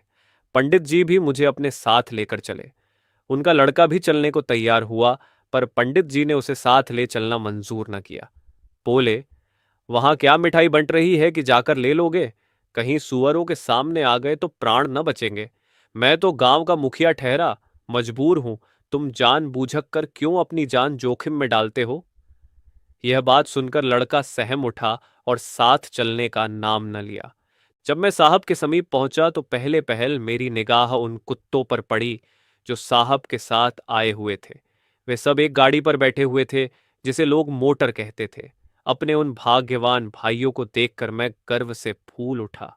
मेरी जाति में भी ऐसे लोग हैं जो इतने बड़े अफसर के साथ मोटर में बैठते हैं। सब के सब किसने साफ सुथरे थे। यहां तो वर्षों से नहाने की नौबत नहीं आई थी। बालों में हजारों किलनियां भरी हुई थीं। मैं तो अपने भाइयों को देखकर आनंद से फूला न समाता था, और मूर्ख जकिया उन्हें देख देख कर ऐसा भों भों कर रहा था मानो उसके लिए और कोई काम ही न था। गांव के लोग बराबर मना करते, डांटते, पत्थर मारते, पर वह किसी तरह चुप न होता था। मालूम नहीं उसके मन में क्या बात थी। क्या वह इतना भी नहीं समझता था कि ये लोग गांव का अहित करने नहीं आए हैं? नहीं तो क्या गांव में आदमी उन्हें मार न भगाते? इसके सिवा और क्या कहा जाए कि उसकी मूर्खता थी। मैंने अपनी जाति में यह बहुत बड़ा ऐब देखा है कि एक दूसरे दो देखकर ऐसा काट खाने को दौड़ते हैं, गोया उनके जानी दुश्मन हो। कभी कभी अपने उजड्ड भाइयों को देखकर मुझे क्रोध आ जाता है, पर मैं जब्त कर लेता हूं। मैंने पशुओं को देखा है ऐसे जो आपस में प्यार से मिलते हैं, एक साथ सोते हैं, कोई चूं तक नहीं करता। मेरी जाति में यह बुराई कहाँ से आ गई कुछ समझ में नहीं आता। अनुमान से यह कह सकता हूं कि यह बुराई हमने आदमियों से ही सीखी है। आदमियों ही में यह दस्तूर है कि भाई से भाई लड़ता है, बाप बेटे से, भाई बहन से। भाई एक दूसरे की गर्दन तक काट डालते हैं, बेटा बाप के खून का प्यासा हो जाता है। दोस्त दोस्त का गला काटता है, नौकर मालिक को धोखा देता है। हम तो आदमियों के ही सेवक हैं, उन्हीं के साथ रहते हैं। उनकी देखा देखी अगर यह बुराई हम में आ गई तो अचरज की कौन सी बात है। कम से कम हम में इतना गुण तो है कि अपने स्वामी के लिए प्राण तक देने को तैयार रहते हैं। जहां उसका पसीना गिरे वहां अपना खून तक बहा देते हैं। आदमियों में तो इतना भी नहीं। आखिर ये साहब के कुत्ते भी तो कुत्ते ही हैं। वे क्यों नहीं भौंकते? क्यों इतने सभ्य और गंभीर हैं? इसका कारण यही है कि जिसके साथ वे रहते हैं उनमें इतनी फूट और भेद नहीं है। मुझे तो वे सब देवताओं से लगते थे। उनके मुख पर कितनी प्रतिभा थी, कितनी शराफत थी। साहब बहादुर अपने कुत्तों को साथ लिए वहां पहुंचे जहां सुअरों का अड्डा था। वहां पहुंचकर उन्होंने सीटी बजाई और सभी कुत्ते चौकन्ने हो गए। उनकी आंखें चमकने लगीं, नथुने फड़कने लगे, छातियां फूल उठीं, मानो सब के सब साहब का इशारा पाने के लिए अधीर हो रहे थे। उनका उत्साह अब उनके रोके न रुकता था। सुअरों ने भी शायद समझ लिया था कि आज कुशल नहीं। एक भी बाहर न निकला। जब गांव वालों ने ईख के खेतों में घुस घुस कर शोर मचाना शुरू किया तो एक सुअर बाहर निकला। ये जमघट देखकर वह कुछ घबरा गया। शायद देख रहा था कि किसी तरफ से भाग निकलने का मौका है या नहीं। एकाएक साहब के कुत्ते उस पर टूट ही पड़े। देखते देखते सुअर का काम तमाम हो गया। उनकी यह बहादुरी देखकर लोग वाह वाह करने लगे। मेरे मुंह से भी निकल गया, शाबाश भाइयों, सच्चे मर्द तुम ही हो। अब मेरे दिल में भी उमंग उठी। सोचा, एक न एक दिन मरना तो है ही, आज कुछ कर दिखाना चाहिए। आपस में लड़कर या आदमियों के डंडे खाकर मर जाने में कौन बहादुरी है। मैदान में मर भी जाऊंगा तो नाम तो रह जाएगा, इन कुत्तों को भी मालूम हो जाए कि इस गांव में कोई वीर है। इतने में एक दूसरा सुअर सामने आता दिखाई दिया। विलायती कुत्ते दौड़े, साथ ही मैं भी चला। वे सब चाहते थे कि पहले हम शिकार तक पहुंचे। मैं चाहता था मैं पहुंचूं। हम सभी जी तोड़कर दौड़े और कुछ ऐसा संयोग हुआ कि सुअर पर पहला वार मेरा ही हुआ। शेष सब कुत्ते पीछे रह गए। अगर सुअर डटकर खड़ा हो जाता तो शायद मुझे भागना ही पड़ता, मगर वह हम लोगों को देखकर कुछ ऐसा घबराया कि सीधा भागा। फिर क्या था, हमने उसे पीछे से नोचना शुरू कर दिया। सबके सब कुछ इस तरह चिपटे कि उसे मारकर ही छोड़ा। अब लोगों को भी मालूम हुआ कि मुझ में भी जीवट है। साहब भी खुश हुए। उन्होंने मुझे बुलाकर मेरा सिर थपथपाया। पंडित जी भी साहब के पास ही खड़े थे। मेरा सम्मान देखकर खिल उठे। साहब ने पूछा, वेल, ये किसका कुत्ता है? पंडित जी ने हाथ जोड़कर कहा, हुजूर, ये मेरे ही यहां रहता है। साहब, आपका कुत्ता बड़ा बहादुर है। पंडित जी ने कहा, सरकार का इकबाल है। बात पूरी भी न निकल पाई थी, एकाएक तीसरा सुअर निकला और साहब पर झपटा। साहब के हाथ पांव फूल गए। यदि एक क्षण की और देरी होती तो सुअर उन्हें जरूर मार डालता। उनके हाथ में बंदूक तो थी, पर वह ऐसे घबरा गए थे कि उसे चला न सकते थे। मैंने देखा कि मामला नाजुक है। अन्य कुत्ते दूर थे। मैं वहां अकेला ही खड़ा था। सुअर से भिड़ना जान जोखिम था, पर साहब की प्राण रक्षा करना जरूरी था। मैंने पीछे से लपक कर सुअर की टांग पकड़ ली। उसका पीछे फिरना था कि साहब संभल गए और बंदूक चलाई। सुअर तो गिर पड़ा, लेकिन मुझे बुरी तरह घायल कर गया। घंटों होश न रहा कि कहाँ हूं। जब होश आया तो देखा कि मैं रुई के गद्दे पर लेटा हुआ हूं और दो तीन आदमी मेरे घावों को धो रहे हैं। 8 साहब के बंगले पर मुझे ऐसी ऐसी चीजें खाने को मिलने लगीं जिनका ख्याल मुझे स्वप्न में भी न था। पहले कभी कभी सौभाग्य से कोई हड्डी मिल जाती थी, अब दोनों वक्त ताजा मांस खाने को मिलता। कभी कभी दूध भी मिल जाता। खानसामा रोज साबुन लगाकर नहलाता। पहले तो मुझे साबुन का नाम भी नहीं मालूम था, क्योंकि पंडित जी के यहाँ साबुन लगाने का रिवाज न था। अब जब साहब नौकर से कहते, कल्लू को सोप से नहलाओ, तो वह कोई टिकिया सी चीज लेकर मेरे गीले बदन पर रगड़ता। उस वक्त मेरे बदन से सफेद फेन निकलने लगता था, ठीक वैसा ही जैसा दूध का फेन होता है। उस फेन से ऐसी खुशबू निकलती थी कि जी खुश हो जाता था। साहब शाम के वक्त मुझे मोटर पर बिठाकर हवा खिलाने ले जाते। मेम साहब भी साथ होती। उस वक्त उनकी बात तो मेरी समझ में ना आती, लेकिन बार बार कल्लू का नाम सुनकर समझ जाता कि मेरी ही चर्चा हो रही है। मेम साहब कभी कभी मुझे गोद में उठा लेती और मेरा मुंह चूमती। उस समय मुझे कितना आनंद मिलता था कह नहीं सकता। मैं भी पूंछ हिलाता और उनकी गर्दन से लिपट जाता। अगर वह मेरी बोली समझ सकती तो उन्हें मालूम हो जाता कि हम लोग प्यार का जवाब देने में आदमी से कम नहीं है। कुछ दिन मुझे पंडित जी की याद बराबर सताती रही, लेकिन धीरे धीरे सारी पिछली बातें भूल गई। सुख में दुख की बातें किसे याद रहती हैं। एक दिन शाम के वक्त हम लोग सैर करने जा रहे थे तो क्या देखता हूं कि बेचारे पंडित जी चले आ रहे हैं। पंडित जी को देखते ही मुझे पिछले दिन याद आए गए। मोटर से कूद पड़ा और उनके पैर पर मुंह रखकर पूंछ हिलाने लगा। पंडित जी ने मेरे सिर पर हाथ फेरा तो मैंने देखा कि उनकी आंखें डबडबा आई हैं। उनके मुंह पर धूल जमी हुई थी। होंठ सूख गए थे और पैरों पर मानो गर्द जमी हुई थी। कपड़े मैले हो गए थे। मुझे उन पर दया आ रही थी। साहब ने पूछा, वेल पंडित, हैं तो अच्छी तरह? पंडित, सरकार की दया है। साहब, क्या काम है? पंडित, हुजूर, अपने कल्लू को देखने आया हूं। सरकार, क्या कहूं, जब से ये चला आया है मेरे दुर्दिन आ गए। एक क्षण के लिए भी इसकी सुध नहीं भूलती। इसकी जगह खाली देखकर रोया करता हूं। सरकार, ये मेरे घर का रक्षक था, मुझ पर दया कीजिए। साहब, तो क्या चाहता है? पंडित, यही चाहता हूं कि सरकार कल्लू को अब मुझे दे दें। परमात्मा आपका कल्याण करेगा, इसके बिन मैं कहीं का नहीं रहूंगा। साहब, ओ पंडित, तुम बड़ा मक्कर करता है। हम यह कुत्ता तुमको नहीं दे सकता। इसके बदले में मेरा कोई विलायती कुत्ता ले जाओ। मैं इस समय बड़ी दुविधा में था। पंडित जी का प्रेम देखकर इच्छा थी कि इन्हीं के साथ चलूं, पर यहाँ के सुखों की याद करके जी कुछ हिचक जाता था। साहब ने नहीं कर दी तो पंडित जी निराश होकर बोले, जैसी सरकार की मर्जी। जब कल्लू ही नहीं है तो विलायती कुत्ता लेकर मैं क्या करूंगा। ये कहकर पंडित जी रो पड़े। उस समय मैंने निश्चय किया कि यहां रहते हुए भी मैं पंडित जी के घर की रक्षा करने के लिए रोज चला जाया करूंगा। यहां कुत्तों की क्या कमी। साहब ने कहा, हम जानता है कि तुम इस कुत्ता को बहुत प्यार करता है और हम तुमको देता, लेकिन हम बहुत जल्द अपने देश जाने वाला है। हाँ, तुम इसका जो दाम मांगो वह हम दे सकता है। पंडित जी ने इसका जवाब कुछ न दिया। साहब को सलाम किया और लौट पड़े। एकाएक उन्हें कोई बात याद आ गई। लौट कर बोले, सरकार, विलायत से कब लौटेंगे।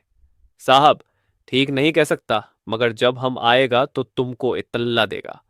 अगर साहब ने मेरे विलायत जाने की बात न कही होती तो मैं पंडित जी के साथ जरूर चला जाता। उनका दुख मुझसे देखा न जाता था। पंडित जी ने एक बार मुझे प्रेम भरी आंखों से देखा और चल पड़े। अब मुझसे न रहा गया। मेम साहब के प्रेम, विलायत की सैर, अच्छा अच्छा भोजन, सब मेरी आंखों में तुच्छ जान पड़े। मन ने कहा, तू कितना बेवफा है, जिसने तुझे बचपन से पाला, ब्राह्मण होकर भी जिसने तुझे गोद में खिलाया, जिसने कभी डांटा तक नहीं, उसे तू भोग विलास के पीछे छोड़ रहा है। फिर मुझे कुछ सुध न रही। मैं बरामदे से कूदकर पंडित जी के पीछे चल पड़ा, मगर 20 कदम भी न गया हूंगा कि खान सामा ने आकर मुझे पकड़ लिया और मेरे गले में जंजीर डाल दी। उस समय मुझे इतना क्रोध आया कि मैं खानसामा को काटने लपका, लेकिन गले में जंजीर पड़ी थी, क्या कर सकता था। पंडित जी की ओर लाचारी की निगाह से देखने लगा। पंडित जी भी बार बार पीछे मुड़ मुड़ कर देखते जाते थे, यहां तक कि आंखों से ओझल हो गए। उस दिन मैंने भोजन न किया। बार बार पंडित जी की याद आती रही। 9। यहां कुछ दिन और रहने के बाद साहब अपनी मेम के साथ अपने देश चले। मुझे भी साथ ले लिया। रास्ते में क्या क्या देखा, कहाँ कहाँ ठहरा, कैसे कैसे आदमियों से भेंट हुई, ये सब बातें कहने लगूं तो बड़ी देर होगी। लगभग 1 महीने तक जहाज पर रहा। यह लकड़ी का एक बड़ा ऊंचा मकान था जो पानी पर तैरता चला जाता था। पहले जब जहाज पर सवार हुआ तो मुझे डर लगा। जहां तक निगाह जाती थी, ऊपर नीला आकाश दिखाई देता था, नीचे नीला पानी, और उसमें यह लकड़ी का घर बिल्कुल ऐसा ही मालूम होता था जैसे आकाश में कोई पतंग उड़ता जाता हो। कई दिनों के बाद हम एक ऐसे देश में पहुंचे जहां के आदमी लंबे लंबे कुर्ते पहने हुए थे और औरतें सिर से पांव तक एक उजले गिलाफ में लिपटी हुई चली जाती थीं। केवल आंखों की जगह बनी हुई थी। जहाज पर बैठे मुझे बार बार जकिया की याद आने लगी। कहीं वह भी मेरे साथ होता तो कितने आराम से कटती। न जाने उस बेचारे पर क्या बीत रही होगी, मगर अच्छा हुआ कि वह मेरे साथ न था, क्योंकि यहां उससे एक क्षण भी न बैठा जाता। जहाज पर हमारे गांव की तरह का एक आदमी भी न था। सबके सब हमारे साहब ही की तरह थे। एक दिन की बात सुनिए। रात का समय था। मैं फर्श पर लेटा हुआ था कि एकाएक मुझे ऐसा मालूम हुआ, कमरे में कोई गा रहा है। वहां कोई आदमी न था। मैं चौंक कर उठ बैठा और इधर उधर देखने लगा, पर कोई न दिखाई दिया। अब मुझसे चुप न रहा गया। जोर जोर से भौंकने लगा। मेम साहब और साहब दोनों मेरा भौंकना सुनकर जाग पड़े और मुझे चुप करने की कोशिश करने लगे। उन्हें देखकर मेरी शंका दूर हुई, लेकिन अब भी मेरी समझ में ये बात ना आई कि कौन गा रहा था। इसी तरह एक दिन दूसरी घटना हो गई। जब शाम होती थी, सब कमरों में आप ही आप रोशनी हो जाती थी। दीवार में एक गोल सी डिबिया बनी हुई थी। उस डिबिया में एक पीतल की घुंडी थी। कभी साहब और कभी मेम साहब उस घुंडी को छू देते थे। बस कमरा जगमगा उठता था। मुझे यह देखकर बड़ा अचंभा होता था। मैं सोचता, क्या मैं भी घुंडी छू दूं तो इसी तरह रोशनी हो जाएगी। अगर कहीं मैं रोशनी कर सकूं तो सब लोग कितने खुश होंगे। मैं घुंडी तक पहुंचूं कैसे। वह बहुत ऊंचाई पर थी। आखिर एक दिन मैंने उसको छूने की एक हिकमत निकाली। मैं दोनों पैरों पर खड़ा होकर एक पांव से उस घुंडी को छुआ। छूना था कि ऐसा मालूम हुआ, मेरे पांव में आग की चिंगारी लग गई और सारी देह में दौड़ गई। मैं कुर्सी से नीचे गिर पड़ा और चिल्लाता हुआ भागा। थोड़ी देर के बाद जब जरा चित्त शांत हुआ तो मैं सोचने लगा कि इस घुंडी में जरूर कोई ना कोई जादू है। साहब या मेम साहब छुएंगे तो उन्हें भी ऐसी चोट लगेगी।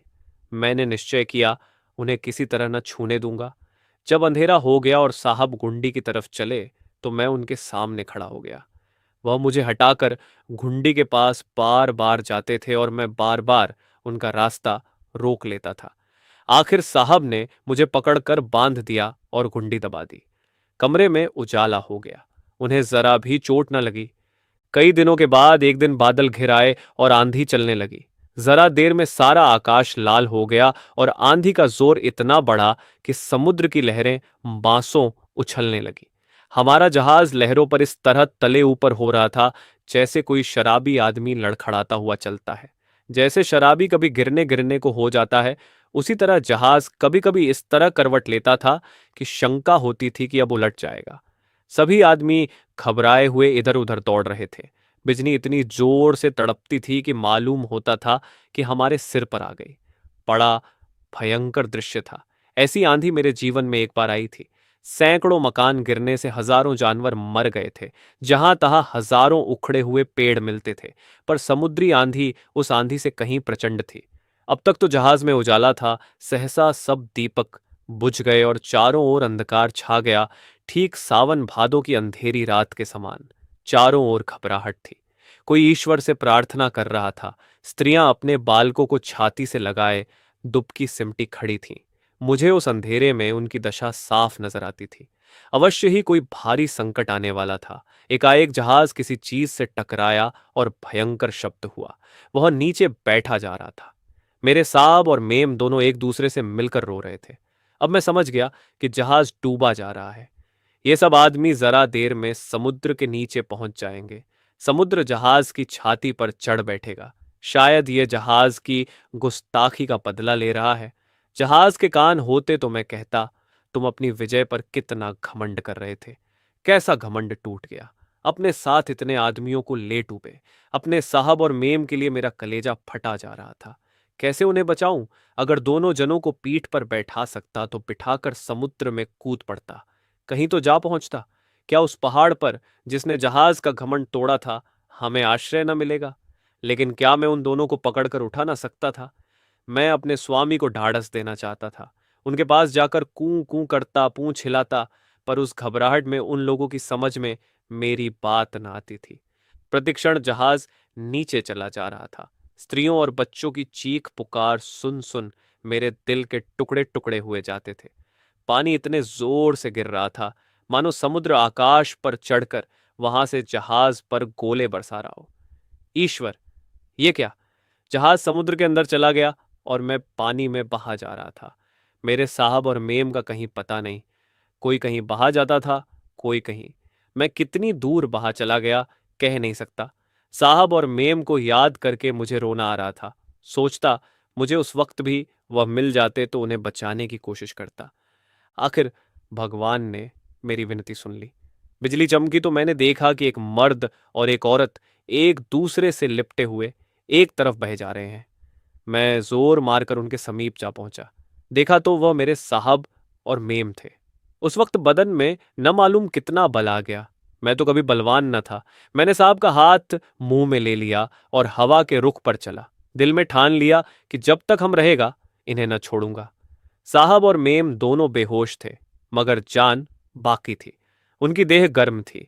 ईश्वर से मनाता था कि किसी तरह दिन निकले। न जाने कितनी बड़ी रात थी। उस घोर अंधकार में क्या पता चलता। लहरों पर मैं यूं थपेड़े खाता जैसे आंधी में कोई पत्ती। कभी तो बहुत नीचे, कभी ऊपर, कभी एक रेले में 10 हाथ आगे तो दूसरे रेले में 50 गज पीछे। भला इस तूफान के मुकाबले में मैं क्या करता? मेरी बिसात ही क्या, तिस पर इस छोटी सी देह में जान का कहीं पता नहीं। मुझे खुद भय हो रहा था कि कहीं डूब न जाऊं। वह रात पहाड़ हो गई। ऐसा जान पड़ता था कि सूरज भी मारे डर के कहीं मुंह छिपाए पड़ा है। देह इतनी बेदम होती जाती थी कि जान पड़ता था अब प्राण न बचेंगे। अगर साहब और मेम का ख्याल न होता तो मैं अपने को लहरों की दया पर छोड़ देता और लहरें 1 मिनट में मुझे निकल जाती। सबसे ज्यादा भय जल जंतुओं का था। प्राण जैसे आंखों में थे। क्षण क्षण पर मालूम होता था अब मरे। कह नहीं सकता यह दशा कितनी देर रही। कम से कम 4-5 घंटे जरूर रही होगी। आखिर हवा का जोर कम होने लगा। लहरों के थपेड़े भी कुछ कम हुए और कुछ कुछ प्रकाश होने लगा। मेरी हिम्मत बंध गई। आकाश पर बादल भी कुछ छंटने लगे थे। कुछ दूरी पर भेड़ों का झुंड दिखाई दिया। जरूर कोई टापू है। मेरा दिल खुशी से उछलने लगा। मैं उन्हीं भेड़ों की ओर चला। अब मैंने देखा कि साहब और मेम एक रेशमी चादर से बंधे हुए हैं। इसी से अब तक लिपटे हुए थे। एकाएक मुझे एक छोटी सी नाव दिखाई दी। उस पर दो तीन भयानक काली जंगली सूरत वाले आदमी बैठे हुए थे। उनका रंग कोयले की तरह काला था। मुंह लाल रंग से रंगे हुए थे। उनके सिर पर पत्तियों के ऊंचे टोप थे। वे केवल चमड़े के जांघिए पहने हुए थे। उनके पास एक एक भाला था। मैं उन्हें देखकर डर गया और उस वक्त भी भौंक उठा। हम लोगों को देखते ही वे हमारी तरफ लपके और हम तीनों को अपनी डोंगी में बिठा लिया। मैं मारे डर से सूखा जाता था, पर करता क्या। अगर डोंगी में ना बैठता तो घंटे आधे घंटे में डूबकर मर जाता, क्योंकि मेरे हाथ पांव में ताकत न थी। नाव के एक कोने में खड़ा होकर थर थर कांपने लगा। फिर भी पूंछ हिलाता जाता था कि वे सब मुझे भालों से मार न डालें। ऐसे काले भयंकर आदमी मैंने कहीं ना देखे थे। उन लोगों ने डोंगी में बिठाकर पेड़ों के झुंड की तरफ नाव चलाई। जरूर वहां आदमी रहते होंगे। कोई घंटे भर में डोंगी वहां पहुंच गई। समुद्र के किनारे एक ऊंचा पहाड़ था। उसके ऊपर के पेड़ नजर आते थे। पहाड़ के नीचे एक जगह नाव रुकी। उन्होंने उसे एक पेड़ से बांध दिया और साहब और मेम को उतारकर जमीन पर ले गए। उन्हें देखते ही वैसी ही सूरतों की कई औरतें निकल आईं और सभी ने खुश होकर चिल्लाना शुरू किया। फिर साहब और मेम को उठाता और गांव में चले। कुछ ऊंचाई पर चढ़कर कई झोपड़ियां बनी हुई थीं। यही उनका गांव था। हम ज्यों ही वहां पहुंचे, सैकड़ों आदमियों ने मुझे घेर लिया और मेम और साहब के कंधे पकड़कर हिलाने लगे। कोई उनकी नाक दबाता था, कोई उनकी छाती पर सवार होकर घुटनों से कुचलता था। मैं डर के मारे दुबका खड़ा था। आवाज निकालने की हिम्मत न पड़ती थी। कहीं ये सब साहब मेम को मार तो नहीं रहे हैं। मगर कोई आधे घंटे के हिलाने डुलाने के बाद दोनों आदमी होश में आए। उनकी आंखें खुल गईं। हाथ पांव हिलाने लगे, पर अभी उठ न सके थे। अब मैं अपनी खुशी को न दबा सका। उनके पास आकर धीरे धीरे भौंकने लगा। उन काले आदमियों ने अब नाचना गाना शुरू किया। मालूम नहीं वे क्यों इतने खुश थे। उनका नाच भी कितना भद्दा था। उनकी उछल कूद देखकर मुझे बड़ी हंसी आती थी, लेकिन मैं बहुत देर तक खुश न रह सका। ज्यों ही साहब और मेम बातें करने लगे, उन काले आदमियों ने उन्हें एक कोठरी में कैद कर दिया। कैद ही करना था तो समुद्र में क्यों न डूब जाने दिया। इन दिनों में हम तीनों ने अन्न के दाने की सूरत तक न देखी थी। भूख के मारे पेट कुलबुला रहा था। बेचारे मेम और साहब का भी यही हाल होगा।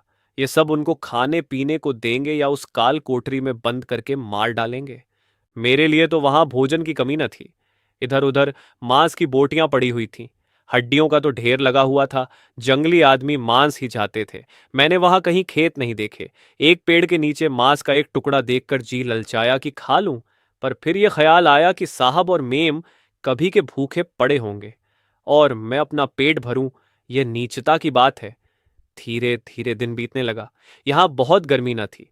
साहब लोग जहां कैद थे, उसी झोंपड़ी के सामने मैं एक पेड़ के नीचे बैठा देखता रहा कि ये लोग उनके कैसा बर्ताव करते हैं। कुछ खाने को देते हैं या नहीं। दोपहर हुई, शाम हो गई, मगर झोपड़ी एक बार भी न खुली। दो आदमी बराबर झोंपड़ी के दरवाजे पर बैठे, जैसे पहरा दे रहे हों। धीरे धीरे रात गुजरने लगी, मगर कैद खाना न खुला। अब मैंने मन में ठान लिया कि चाहे जैसे हो, एक बार इस झोंपड़ी में जरूर जाऊंगा। सभी झोंपड़ियों में मांस रखा था। मैं चुपके से एक झोंपड़ी में घुस गया और मांस का एक बड़ा सा टुकड़ा उठा लाया। ये लोग मांस चूल्हे पर पतीली में नहीं पकाते थे, आग पर भून लेते थे। मैंने एक बड़ी सी भुनी हुई टांग ली और बाहर लाकर पत्तियों में छिपा दी और सोचने लगा, साहब की झोंपड़ी में कैसे जाऊं। वे दोनों यमदूत अभी तक वहीं बैठे हैं। जब तक ये हट न जाएं या सो न जाएं, मेरा जाना मुश्किल था। फिर द्वार कैसे खोलूंगा। मुंह पर एक बड़ा सा पत्थर भी तो खड़ा कर रखा था। मैं उस पत्थर को कैसे हटा सकूंगा। इस चिंता में बड़ी देर तक बैठा रहा। सारी देह चूर चूर हो रही थी। बार बार आंखें झपकी जाती थीं, पर एक क्षण ही में चौंक पड़ता था। इस तरह कोई आधी रात बीत गई। गीदड़ों ने दूसरे पहर की हाँक लगाई।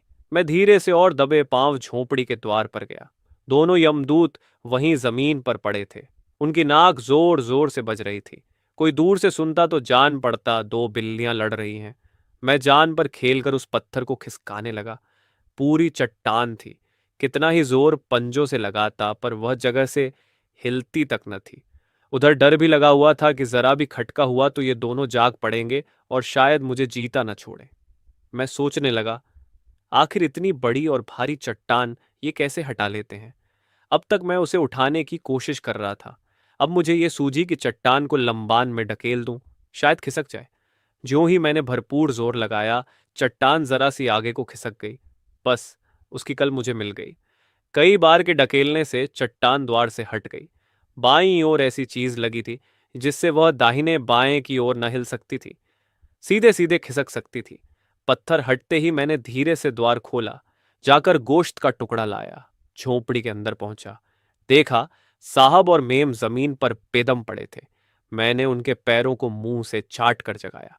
दोनों घबराकर उठ बैठे और मारे डर के कोने की तरफ भागे, मगर कूं कूं किया तो समझ गए कल्लू है। दोनों मेरे गले से लिपट गए और मेरा सिर थपथपा कर प्यार करने लगे। मैंने मांस का टुकड़ा साहब के हाथ में रख दिया। उसकी गंध पाते ही वे खाने लगे। उस वक्त मुझे जितना आनंद हो रहा था कह नहीं सकता। दोनों खाते जाते थे और बार बार मुझे प्यार करते जाते थे। जब वे खा चुके तो बचा हुआ टुकड़ा मुझे दे दिया। मैंने उसे वहीं खाया। अब पानी कहाँ से आवे? खाने के बाद पानी पीने की आदत मेरी तो न थी, मगर आदमी तो खाते समय थोड़ा बहुत पानी जरूर ही पीते हैं। उस वक्त मुझे ये बात याद आई। मैं बाहर निकला और पानी की तलाश करने लगा। वहां उस झोंपड़ी के सिवा और किसी झोंपड़ी में किवाड़ न थे। झोंपड़ियां खुली थीं, लोग उनके द्वार पर सो रहे थे। मैं एक झोंपड़ी में घुस गया और पानी के लिए कोई बर्तन खोजने लगा। मिट्टी या दूध के बर्तन वहां न थे। जानवरों की बड़ी खोपड़ियों में पानी रखा था। छोटी छोटी खोपड़ियों में पानी निकालकर लोग पीते थे। मैंने भी एक छोटी खोपड़ी पानी से भरी और उसे दांतों में दबाए साहब के पास पहुंचा। दोनों पानी देखते ही उस पर टूट पड़े और एक ही सांस में पी गए। मैं खोपड़ी लेकर फिर गया और पानी भर लाया। इस तरह 5 बार के आने जाने में मालिकों की प्यास बुझी। दोनों को खिला पिलाकर मैं धीरे के निकल आया और द्वार बंद कर फिर चट्टान को ज्यों का त्यों खिसका दिया। मैं चाहता तो मालिकों को भी उसी तरह निकाल लाता, पर जाता कहाँ। बेगाने देश में रात को कहाँ भटकते फिरते। ये काले आदमी फिर पकड़ लेते तो जान लेकर ही छोड़ते। इसलिए जब तक उस देश को अच्छी तरह देखभाल कर निकल भागने का मार्ग न निकाल लूं, मैंने उनका यहीं पड़े रहना अच्छा समझा। यही मेरा रोज का दस्तूर हो गया। मैं दिन भर इधर उधर देखभाल करता, रात को साहबों को खिलाता पिलाता और सो रहता।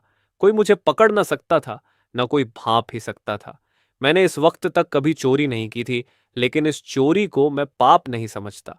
अगर मैं ऐसा न करता तो साहब मेम जरूर भूखों मर जाते। ये काले आदमी इस तरह साहबों को क्यों कैद किए हुए थे, ये मेरी समझ में न आता था। शायद वे समझते थे कि ये लोग हमें पकड़ने आए हैं, या समझते हों कि कोई ना कोई इनकी तलाश करने तो आएगा ही, उससे अच्छी अच्छी चीजें ऐंठेंगे। मगर ढंग से ऐसा जान पड़ता था कि वे साहब और मेम को देवता समझते हैं। वह झोंपड़ी देवताओं का मंदिर थी, क्योंकि प्रातःकाल सब के सब झोंपड़ी के सामने एक बार नाचने जाते थे। शायद यही उनकी पूजा थी। शायद उनका ख्याल था कि देवताओं को खाने पीने की जरूरत ही नहीं होती। 10 उस देश में हम लोग लगभग 1 महीना रहे। जंगली लोगों ने साहबों को कभी बाहर ना निकाला। बातचीत भला क्या करते। शायद वे सब समझते थे कि इन देवताओं को बाहर निकाला गया तो न मालूम उस देश को किस आफत में डाल दें। देवताओं को वे कोई भयानक जीव समझते थे, जिसने नुकसान के सिवाय कोई फायदा नहीं पहुंच सकता। इस 1 महीने में मैंने देश की अच्छी तरह छानबीन कर ली। उसके एक तरफ तो समुद्र था, पश्चिम की तरफ एक बहुत ऊंचा पहाड़ था जिस पर बर्फ जमी हुई थी। दक्षिण की तरफ पत्थरीला मैदान था जहां मीलों तक घास के सिवा कोई चीज न थी। यहां से भागे भी तो जाएं कहाँ। मुझे यह फिक्र बराबर सताया करती थी। समुद्र के किनारे जंगली लोग बराबर आते जाते रहते थे, इसलिए उधर जाने में फिर पकड़ ले जाने का भय था। ऊंचे पहाड़ पर चढ़ना बहुत कठिन था, और फिर कौन जानता है उस पार क्या हो। उस पार पहुंचना भी असंभव जान पड़ता था। उसी मैदान की तरफ भागने का रास्ता था। 150 कोस भागने पर शायद कोई दूसरा देश मिल जाए जहां के आदमी ऐसे जंगली न हो। यही मैंने निश्चय किया। एक दिन बड़ी ठंड पड़ रही थी। चारों ओर कोहरा छाया हुआ था। आज साहब की झोंपड़ी के सामने दोनों पहरे वाले ठंड के मारे अपनी झोंपड़ियों में सोए हुए थे। मैदान साफ था। मैंने सोचा, इस अवसर हो, हाथ से न जाने देना चाहिए। ऐसा अवसर फिर शायद ही मिले। जब सब लोग सो गए तो मैंने पत्थर खिसकाया और झोंपड़ी का द्वार खोलकर साहब मेम को बाहर निकलने का इशारा किया। साहब मेरे इशारे खूब समझने लगे थे। दोनों प्राणी तुरंत निकल खड़े हुए। मैं आगे आगे चला। 2 दिन का खाना मैंने पहले ही से लाकर साहब को दे दिया था। इसकी चिंता न थी। बस फिक्र यही थी कि हम लोगों का यहां न पाकर वे जंगली आदमी हमारा पीछा न करें, इसलिए रात भर में हमसे जितना चला जा सके उतना चलना चाहिए। खूब अंधेरा छाया हुआ था। मैं तो बेखटके चला जाता था, पर साहबों को बड़ा कष्ट हो रहा था। मेम साहब तो थोड़ी थोड़ी दूर पर बैठ जाती थीं। साहब के बहुत कहने सुनने पर ही उठती थीं। एक बार मेम साहब झुंझलाकर बोली, आखिर इस तरह हम लोग कब तक चलेंगे? साहब, जब तक चला जाए। मेम, यहीं ठहर क्यों नहीं जाते? सवेरे चलेंगे। साहब, और जो सवेरे पकड़ लिए गए तो? मेम ने इसका कुछ जवाब न दिया। फिर चली, मगर फुनफुना रही थीं कि इससे तो हमारी कैद ही अच्छी थी कि आराम से पड़े तो थे। यहां लाकर न जाने किस जंगल में डाल दिया कि प्यासे मर जाएं। कहीं बस्ती का नाम नहीं। इस तरह हम लोग आधे घंटे तक लगे होंगे कि पीछे से बहुत से आदमियों का शोर सुनाई दिया। मालूम होता था सैकड़ों आदमी दौड़े चले आते हैं। मैं समझ गया कि हमारे भागने का भेद खुल गया है और वही लोग हमें पकड़ने चले आ रहे हैं। साहब ने मेम से कहा, लगता है वही शैतान है, हम लोग पकड़ लिए जाएंगे। मेम, हाँ हाँ, मालूम तो होता है। साहब, बेचारा कल्लू यहां तक तो ले आया, अब हमारे नसीब ही फूटे हों तो वह क्या कर सकता है। मेम, हम लोग भी दौड़े, शायद कहीं कोई ठिकाना मिल जाए। दोनों आदमी दौड़े। वही मेम साहब, जिन्हें एक एक पग चलना दूभर हो रहा था, दौड़ने लगी। हिम्मत में इतना बल है। सबसे बड़ी बात यह थी कि पूरब की ओर अब कुछ प्रकाश दिखाई देने लगा था। जरा देर में दिन निकल आएगा, तब हमें यह तो मालूम हो जाएगा कि हम जा किधर रहे हैं। मगर साथ ही साथ हम दौड़ते जाते थे। इस तरह आधा घंटा और गुजरा। अब पौ फटने लगी थी। रास्ता साफ नजर आने लगा, मगर पीछा करने वाले भी बहुत समीप पहुंच गए। उनकी आवाज साफ सुनाई देती थी। भूमि बराबर होती तो शायद वे दिखाई भी देने लगते हैं। मैं ये सोचता हुआ दौड़ रहा था कि अगर सबों ने आ पकड़ा तो हम कैसे अपनी रक्षा करेंगे। सहसा हमें एक गहरी गाड़ सी नजर आई। मैंने सोचा, इस गार में छिप जाएं और उसके मुंह को घास फूस से छिपा दें तो शायद उन काले आदमियों से जान बच जाए। अगर पकड़ लिए गए तो फिर उसी काल कोठरी में सड़ेंगे। बच गए तो दिन भर में न जाने हम कितनी दूर निकल जाएंगे। यह सोचकर मैं उस गार के अंदर घुसा। मेम और साहब दोनों मेरा मतलब समझ गए। मेरे पीछे पीछे वे दोनों भी गाड़ में घुसे, पर दोनों डर रहे थे कि कहीं शेर या चिता अंदर न बैठा हो। मैं आगे था। थोड़ी ही दूर गया हूंगा कि 2 दीपक से उस अंधकार में जलते दिखाई दिए। मैं जोर से चिल्लाकर पीछे हटा। सामने सचमुच एक शेर बैठा हुआ था। अब क्या करूं? मेरे तो जैसे होश हवास गुम हो गए। मैं न आगे जा सकता था, न पीछे। बस वहीं पत्थर की मूर्ति की भांति खड़ा था। साहब और मेम दोनों बेहोश होकर गिर पड़े। मैं तो भला खड़ा रहा, पर उन दोनों जनों की तो जान ही निकल सी गई। अब मेरे होश ठिकाने हुए। अपना डर जाता रहा। जाकर उन दोनों को सूंघा, मरे न थे, जान बाकी थी। सोचने लगा, अब क्या करूं? एक आफत से तो मर मर के बचे थे, ये नई मुसीबत पड़ गई। मगर ये बात क्या है कि शेर अपनी जगह से हिला तक नहीं, कूद कर झपटना तो दूर रहा, चुपचाप मेरी ओर ताक रहा था। मुझे उसकी आंखों में कुछ ऐसी बात नजर आई कि मेरा खौफ जाता रहा। मैं डरते डरते एक कदम और आगे बढ़ा, फिर भी शेर अपनी जगह से न हिला। अब मेरे कानों में धीरे धीरे कराहने की आवाज हुई। समझ गया बीमार है।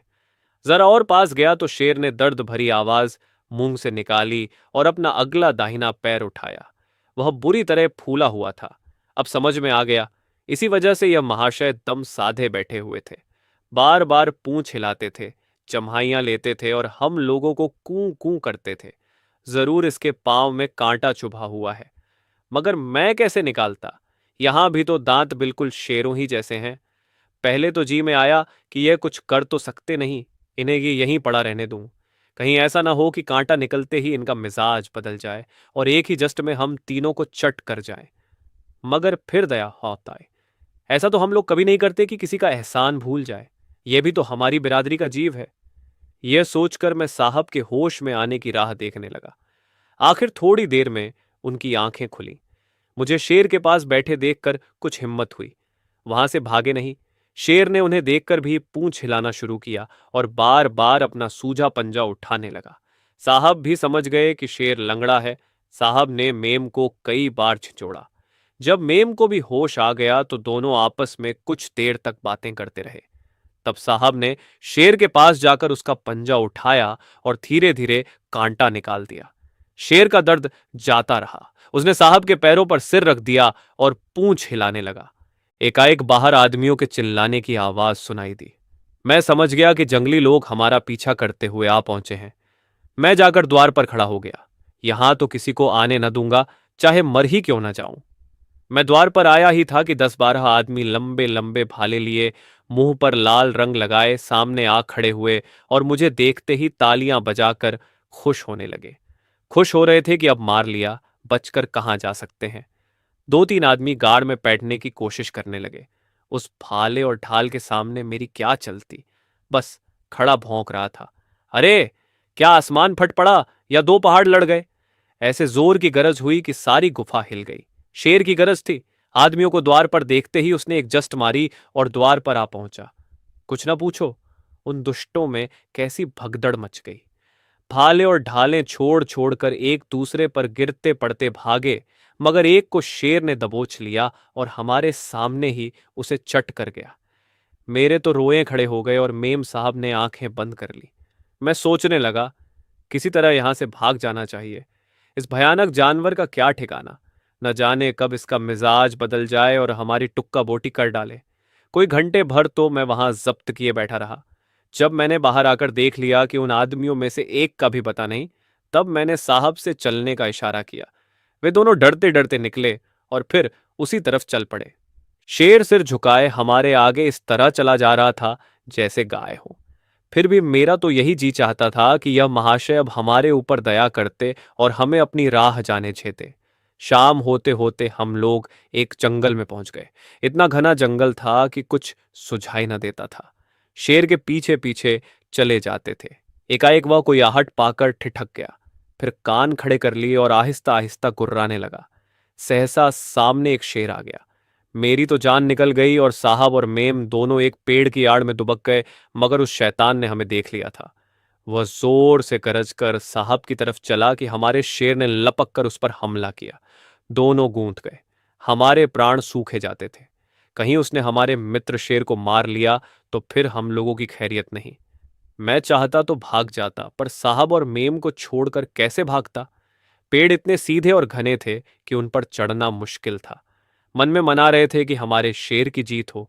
कभी वह दबा लेता, कभी यह। कभी पंजों से लड़ते, कभी दांतों से।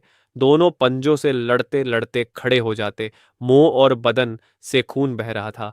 दोनों की आंखों से ज्वाला निकल रही थी। दोनों गरज रहे थे और हम सांस रोके हुए यह लड़ाई देख रहे थे। घंटे भर की लड़ाई के बाद आखिर हमारे मित्र की जीत हुई।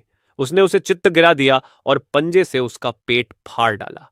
हम तीनों खुशी से नाचने लगे, मगर हमारे मित्र शेर का भी कचूमर निकल गया था। सारी देह जख्मों से चूर हो रही थी। वहीं लेट गए। हमने भी वहीं रात काटी। खाने को कुछ न मिला। साहब और मेम ने रास्ते में कोई फल खाया था, पर मुझे फलों से क्या मतलब। मुझे तो शिकार चाहिए और अंधेरे में कोई शिकार करना कठिन था। मैं उपासा ही रह गया। दूसरे दिन हम लोग समुद्र के किनारे पहुंचे, मगर अफसोस, मैं समुद्र के किनारे किसी शिकार की टोह में था कि हमारे मित्र शेर ने, जो थक कर एक चट्टान की आड़ में बैठा था, धीरे धीरे कराहना शुरू किया। मैंने जाकर देखा तो उसकी आंखें पत्थर आ गई थीं। थोड़ी देर में वह वहीं मर गया। कल की लड़ाई में वह बहुत घायल हो गया था।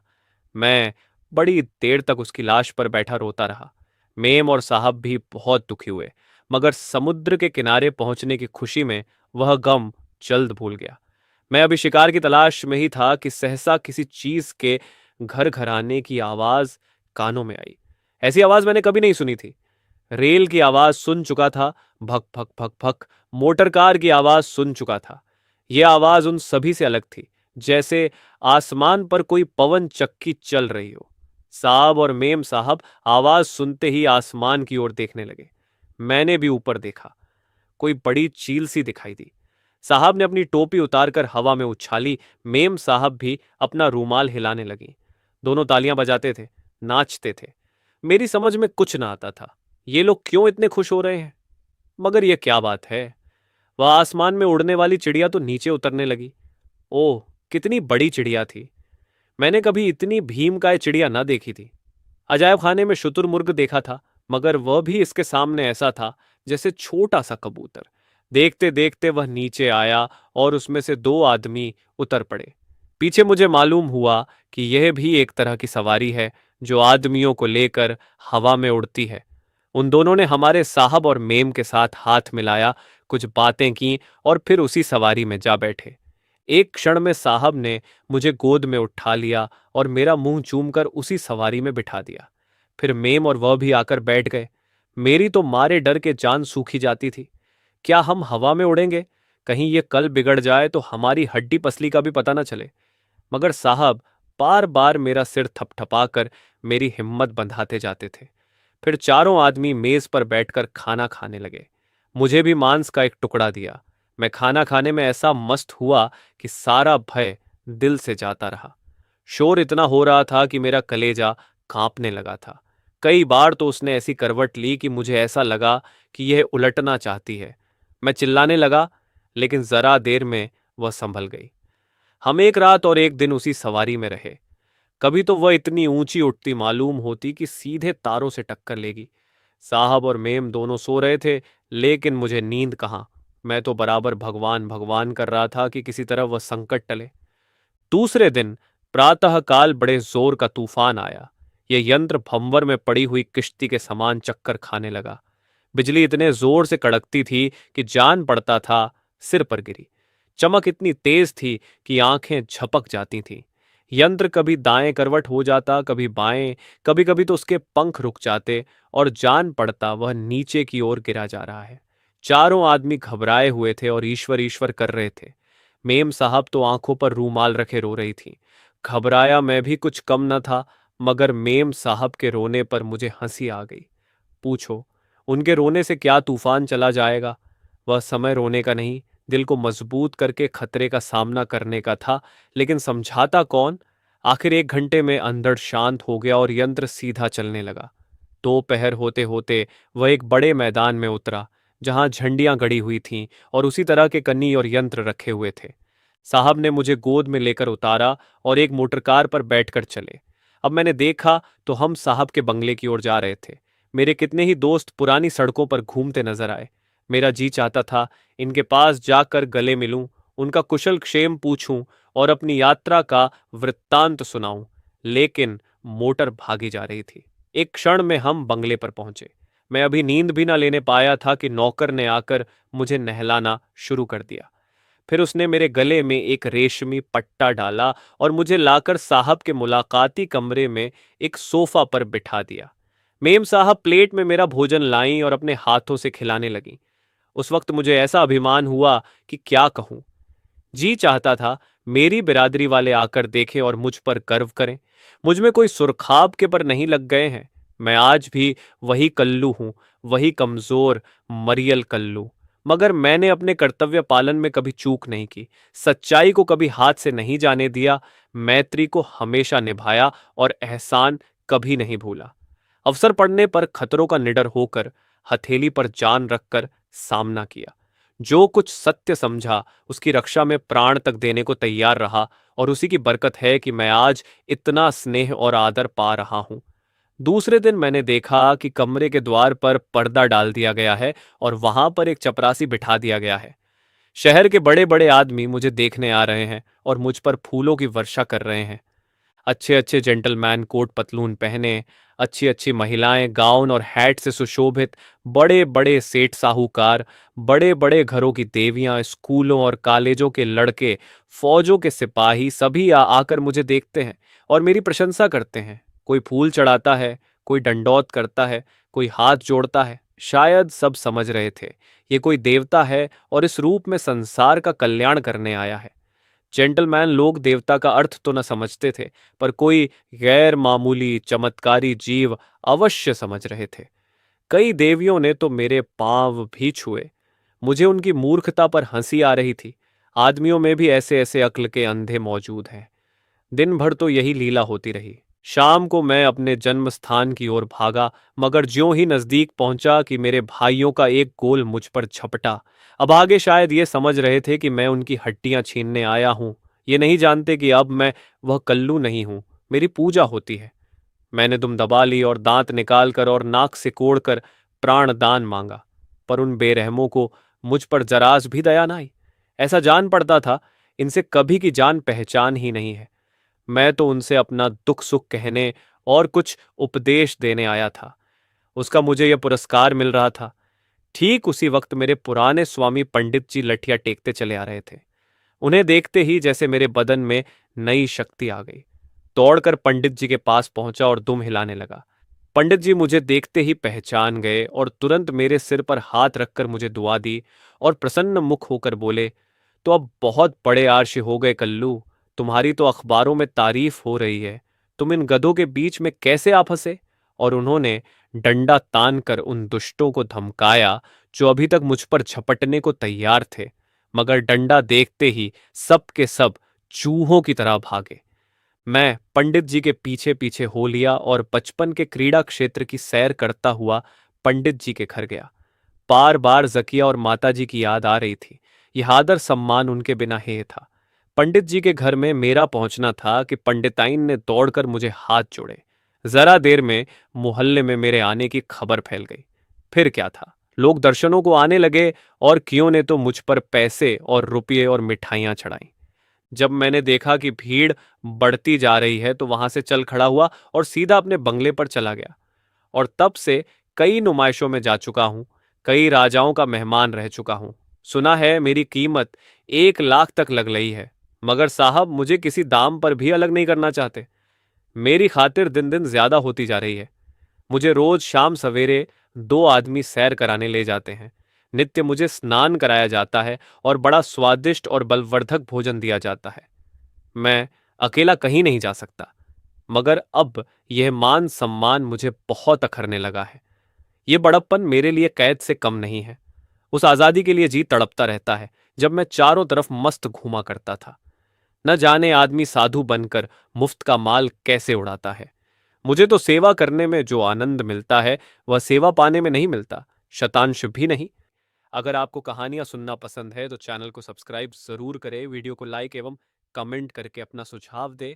सब्सक्राइब करके हमारी हेल्प कर सकते हैं। सब्सक्राइब करने के लिए धन्यवाद।